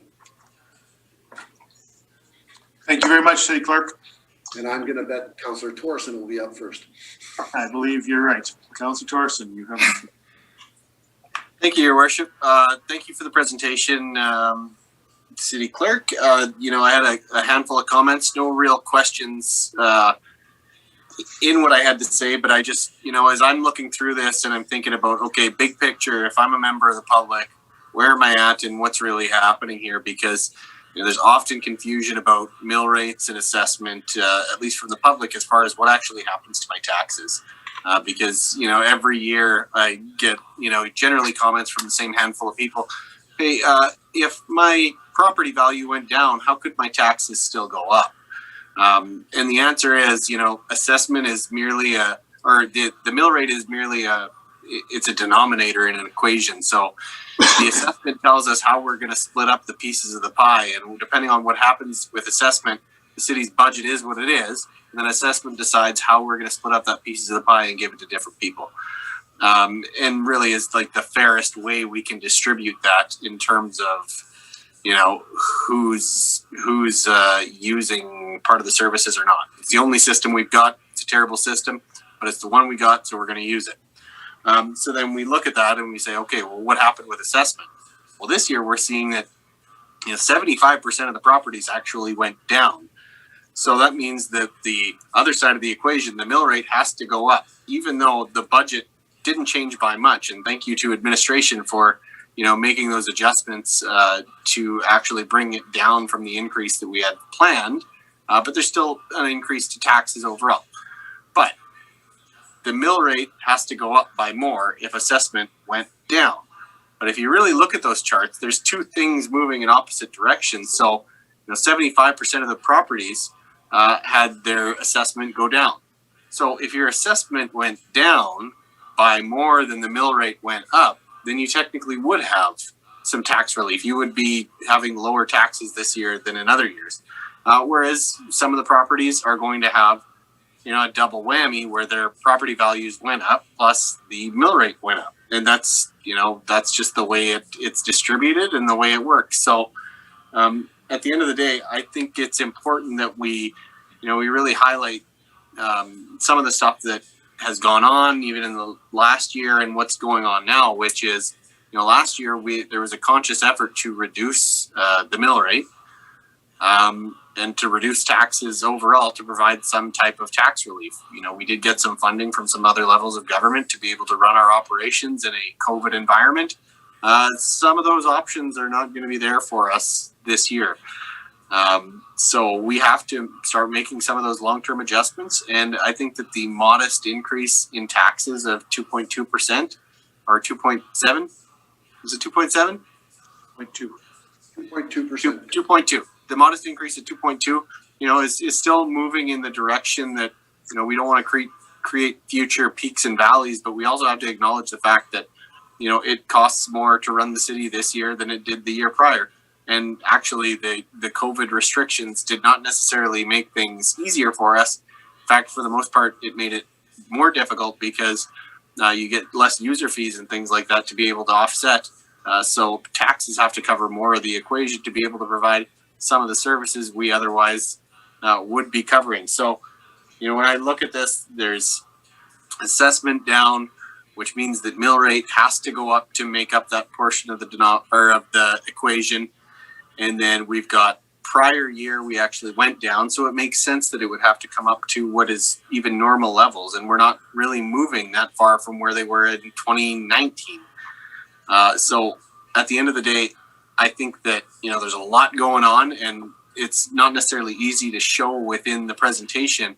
But your average person may not actually see an increase on their tax notice with the decrease in values being greater than the increase in the mill rate. So, it's not necessarily captured here that our budget overall is only going up 2.2, but our assessment went down by more than that. But at the end of the day, I think that I appreciate the administration's doing as good a job to provide even some form of tax relief in the current year by bringing that budget down a little bit more to where it is sitting now as we're, doing these calculations. So I'm happy enough with the direction we've taken and this all makes perfect sense in my head. And I know the average person might not see it that way, but yeah, I think it's fair. And I think that, to move our city in the right direction, this is the steps that we have to take. So, I'd be supportive of reading this first bylaw when everyone's had a chance to speak. So thank you. Thanks, Councillor Torson. Councillor Whiting. Yes, thank you, Your Worship. Appreciate all the information that was brought forward here today, and I, importantly, want to appreciate administration's work on bringing forward a budget which fuels this mill rate conversation. And the budget itself is thorough and responsible, and gets the work done that we want to see done over the next year. And this mill rate is what fuels that budget. And when what I often do is I take my taxes from last year, create a spreadsheet, put in the mill rate, see where we're at, and the assessment. Everybody's got their assessments already on their properties, and I plugged all that in, and just to see what the average or what I would be seeing as the tax mill rate tax assessment for this year. And when I plugged it all in, I came out with about a $2 increase per month this coming year, and I think that's something that. When you look at the overall picture of what we want to do and what COVID has caused, and what we're looking forward into this next year with COVID relief and all that needed, I think we're on the right track. And this is a fair rate when it comes to our taxes. And, when you take into consideration inflation into this as well, too, where, there's, the reality is there's barely an increase there. It more or less covers inflation plus a little bit. The one thing I was just going to point out, or maybe have a question about, is, are we monitoring? I see the Saskatchewan education rate for non-residential went up by 10%. And I'm curious, do you think that's, I haven't been watching year after year, but do we need to be cognizant or be watching the commercial mill rates as well as, what the province is bringing forward as far as education rates and all that, and where we stand as far as taxing our non-residential properties? I guess the only answer I can give you on that is that the education mill rate is outside the city's purview or control. It is forwarded by the province. Alberta, yes, with the mill rate. we provide it to Saskatchewan, who then provides approval and a ministerial order saying that that's what we'll collect in order to raise what they require for education. The remainder of the taxation that we provide is equitable and fair, provides that fair transition of taxes across the base of the value of the property, as Councillor Thorson spoke about. The mill rate is just simply a multiplication factor, or a factor in which we use to establish to get to our the amount of taxes that we need raised. So yes, it is difficult. I understand what you're saying, but that piece of that pie is outside our control. Yeah, no, I understand that, Doug. Thank you. I'm not questioning anything about. I'm more or less just. Do we need to pay attention, or do we need to, bring it? Just have a, be paying attention to what the provinces bring forward and what we're putting forward onto our businesses in the province of Saskatchewan, I guess, and in our city too, as well, as far as taxation versus residential versus non-residents, and making sure that it's our province as well as our community is not too hefty, reliant on taxes from non-residential. Scott, do you want to? Yeah, if I could add just to that for a second there. The way the education taxes work is the province of Alberta is actually the one that's setting the amount of requisition that we need to pay into the province. They use last year's assessment totals to come up with those calculations, and we do what we call a localized rate before we send it to the province of Saskatchewan. So what happened last year was the non-residential rates dropped a lot in comparison to the residential. So when you plug in those numbers into the formula, it actually had to increase more to make up the difference. So when you see a 10% increase, it's because the non-res dropped significantly, and then they needed that amount to pick up the difference between res and non-res. So it's not necessarily that they're getting, I guess, that we're treating the province is treating the non-residential harsher. It's just the way the numbers work. If next year, if it turns the other way, you might, like last year, for instance, when we set the mill rates, the residential rate went up a lot more than non-residential did, if that makes sense to you. So it's all to do with equalized assessments and the way the province sets them. And then we have to put them to our live assessments for this year. They're using last year's data. We have to use this year's data to come up with the rates. So it's a little complicated system if you don't understand it. And like I said, at some point, if someone wants some questions on that, I can sit with them and we'll go through the process. Councillor Diachek. Yeah, thanks, Your Worship. There are two parts, I guess, as I look to this and the mill rate and the budget as we set it, and we tend to gravitate to the numbers because in the end somebody has to cut a check and pay the bills, and I have yet to meet anyone that says I am so excited because I'm running down to pay my taxes, and isn't it wonderful? That's not the most likely scenario we ever see. On the other hand, I guess I think it's important as we communicate the budget, what we want to do is highlight, and I think we did in part highlight some of the great things that the city is doing based and using the taxes that are raised from our ratepayers. We are building a safe and caring community by accessing RCMP police and services to ensure that gangs don't run amok and control the cities, and we can feel safe living in the city. We are planning on adding to our, the arena and replacing the civic center. We have a number of facilities in the community for senior residents, and that's now going to be enhanced by the nautical development. That's a piece that's in place. We know that people that are living in larger centers want to move out to medium-sized cities, and then one of the limiting factors is that there isn't, the broadband, so they can do their work from home. And we've seen that trend, and I would suspect, based on things that I've read and people that I've talked with, said that trend will likely continue. So that means there's more opportunity for people in our city with having the broadband access. So there are pieces that are in play that are being supported by Catlin Economic Development, our land division, which are continuing to work on behalf of our residents to ensure that we grow in a responsible manner, that not only does the tax base grow in terms of bringing new businesses in, but also that the people we're bringing in are going to be contributors and providing work for a lot of people. And we know through this last period of time that the reality is that we've seen a lot of people lose their work as a result of the oil and gas turndown and COVID. And really, you know what, that if once people are working, I think the mill rate's not a factor. The amount you pay for taxes doesn't become as big a deal. So I think residents need to hear that not only are they getting a bang for their buck relative to this, but there are a lot of people in City Hall are working for it. And it's not a bad place to work. These people aren't, sitting around doing nothing. And today, when we looked at our strategic plan, there's a lot of good stuff in there that is going to make our city a better place, where we'll provide quality services for all of our residents and people who want to come here and live and work and raise their families. So you can't do one without the other. You can't grow a city on a shoestring. You need to have the funds to ensure you have all these pieces in place to make it grow so you can offset these costs that are there. Because the costs are going to be there. They're not going to run away.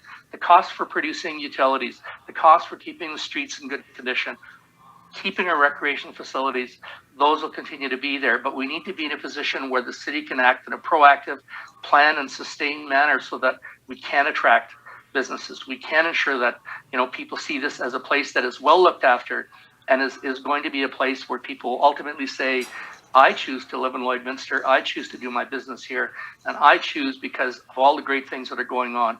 And you can't do that on nickels and dimes. And I think this budget goes a long way to finding this balance and making these things happen. And we need to ensure that we have that information shared in this way. We will always compare how much are you making, how much am I making? Are you paying more, am I paying less? And those are some of the realities. But in the end, when you push that aside and say, what services do you have? What's your quality of life? I think that's where the money really is in terms of saying, the city has so much going on in it that all those other pieces become irrelevant. The instant those pieces go away, then we'll be seeing people complaining about the amount of taxes they pay.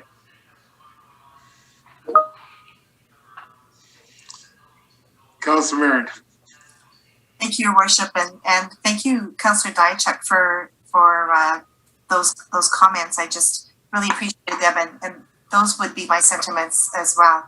And I always appreciate the other councillors' comments, and particularly Councillor Torson, as this is what you love to review and examine. So thanks for always making sure that the good questions are asked.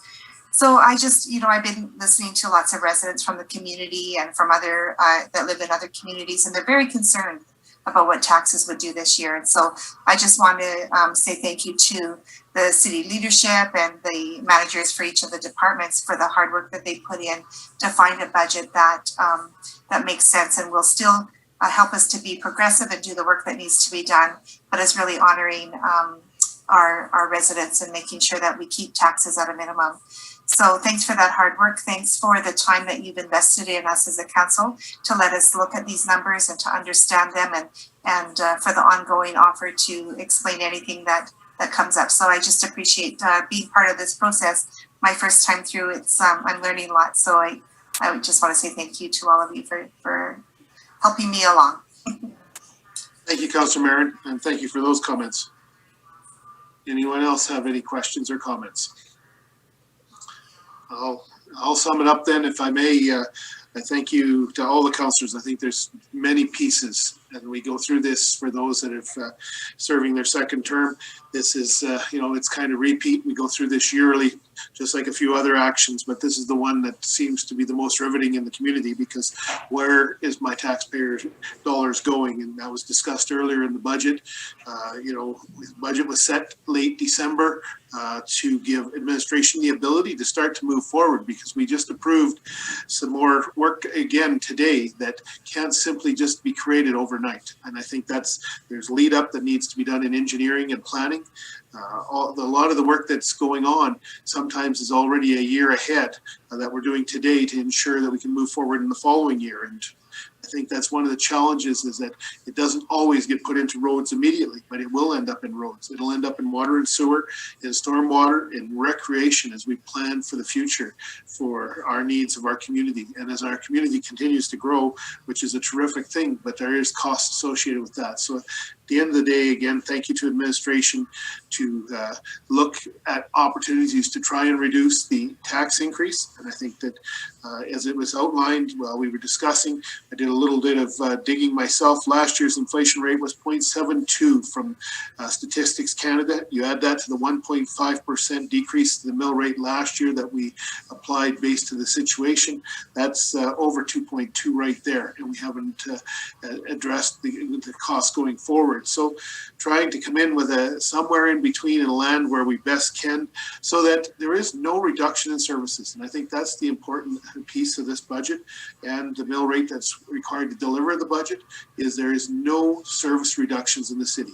And each and every time I have that discussion, I'm sure many council members have had it, and individuals say, you know, why aren't we cutting? It's hard to cut when no one wants to give up the services that we enjoy. The recreational facilities, cultural facilities the city supports, the roads that we're on, they're not perfect by any means, but we continue to maintain them as best as we can with the budget that we have. The water and sewer services, we were out to see an $81.5 million wastewater treatment plant being constructed. There is a cost to that. There's labor and staff time being paid for out of the operational budget to support that work. So everything's intertwined, and we need to look at that and realize that there is a cost to that factor. And I won't even talk about the carbon tax and all the other pieces that have increased again this year. So thank you again to administration for delivering a very reasonable budget that will ensure that the residents will receive great services for good value. I'll ask if there's any other further comments before I look for direction from council. Councillor Torrison. Thank you, Your Worship. I just wanted to add on quickly to something you had said, which is nobody wants to see a decrease in services. I think we saw in the last year when we had things shut down that those levels of services are incredibly important to a lot of people. When I think the nastiest language a resident's ever used with me had to do with them not being able to watch their kids play sports. You know, people are very passionate about those levels of services. It's very important to them. Thank you. Any further questions or comments? Not seeing any. I will look to council for direction on 8.10. Councillor Whiting.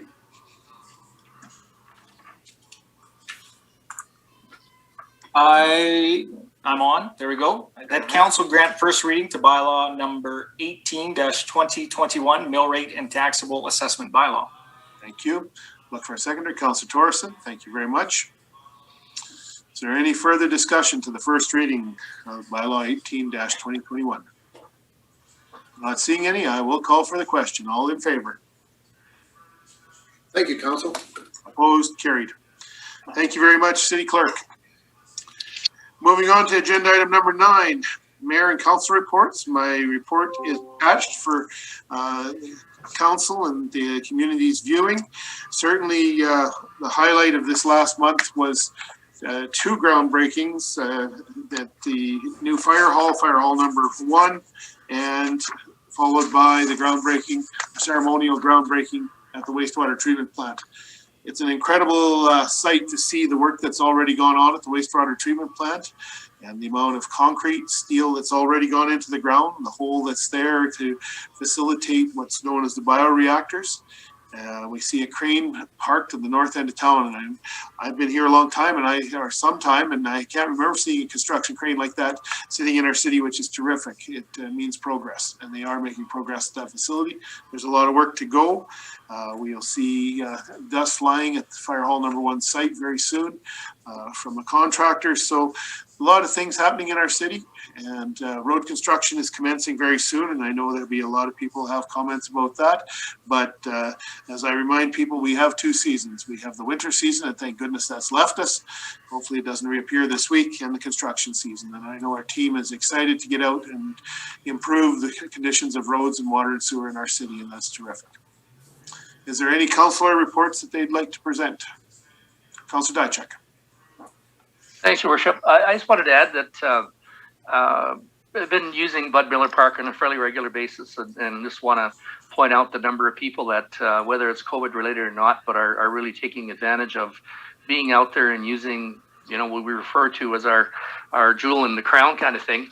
I also want to thank the, I'm not sure who in Parks did it, but at the very southwest corner, there is a small little set of hills for riding your bikes and going up and down, and it's almost like a mini dirt track where kids can ride. And we were there early on Saturday morning, I guess, and the father and his 3 kids were, I don't know, it was 8:30 or something, and he was there early because he wanted to use it all alone with his kids, and it was really cool to see 3, 4-year-olds that are making their way around using these little hills. The only thing I guess I'd add to this, which really is it's the brown stuff that the dogs are leaving on the pathways, and we're seeing parents that are pushing their strollers, kids that are walking, people that are biking. Not only are they spreading it all over the rest of the pathway, but they're also bringing it back to their homes. I don't know what we do about it, but it's just it's for the facility and the quality that we have in there in Bud Miller Park. It's annoying and it's embarrassing that to walk through and see that people treat it so poorly, with the lack of respect that it deserves. And certainly when I see the efforts of people going in and maintaining it, I know they must feel the same way. And I applaud them for going and doing the work that they do. But if there's there's a strategy we could find down the road that would somehow mitigate the fact that people are letting your dogs run without leashes, doing their business whatever they want, they're not collecting it. We walked alongside the field at the west end of Bud Miller Park, and it's amazing the number of little plastic bags that were simply thrown over the fence into the neighbor's field because someone didn't want to carry it another 100 meters to put into the barrel. I guess I take pride and talk about the park, share it with people that are coming to the city and say, stop in and see it. And then I'm embarrassed by the fact that when I go there, I see the behavior that really takes away from the charm and the quality that's there. So I don't know, I guess maybe that's something the administration could look at down the road. But the park's in great shape. There's a lot of great stuff that's going on in there, and kudos out again to all the people in parks that are taking care of it and making it happen, and bad on those people that are mistreating it and doing the things they are with their animals and pets. Thanks, Councillor, for those comments. I think that you're absolutely right. Bud Miller is a gem in our city and often talked about by people, but it's again back to the residents to take ownership of your animals and deal with it properly. I think that that's a huge challenge that we continue to deal with. Any other comments from Council? Councillor Buckingham. Thank you, Worship. I just wanted to take a opportunity to apologize for showing up late to the meeting today. I was just getting ready for the meeting, and literally there was a fire outside my office door, so I had to go deal with that. So that's the reason I was late, and thanks for your understanding. Just wanted to apologize to everybody for that. Very much appreciated, Councillor. Thank you for your public service that you do on the other side, which is very, very important. With that, I would encourage all residents to be very fire conscious. It's extremely dry in our city and adjacent to our city. Our fire department has answered calls of various sorts, and the adjacent fire departments to our community have answered a lot of grass fires and different things. So please be very cautious with your barbecues, butting out cigarettes and things like that, and again, not flicking anything out the window that could potentially light a fire. There's enough challenges already, and it's just as we continue to be dry, I think it's very, very important to be fire safe at this time of year until that green grass really takes over with some moisture. Last call for any councillor reports. With that, is there any other matters that this council needs to deal with at this time? Not seeing any, I will look for inquiries to from the media. Thank you, Your Worship. And today we have interview requests for yourself, Mayor Gerald Albers. Thank you very much. And with that, I will ask for a motion to adjourn. Councillor Whiting, thank you very much. We are adjourned. Have a great afternoon, everyone. Thanks, Admin. Nice agenda. All right. You.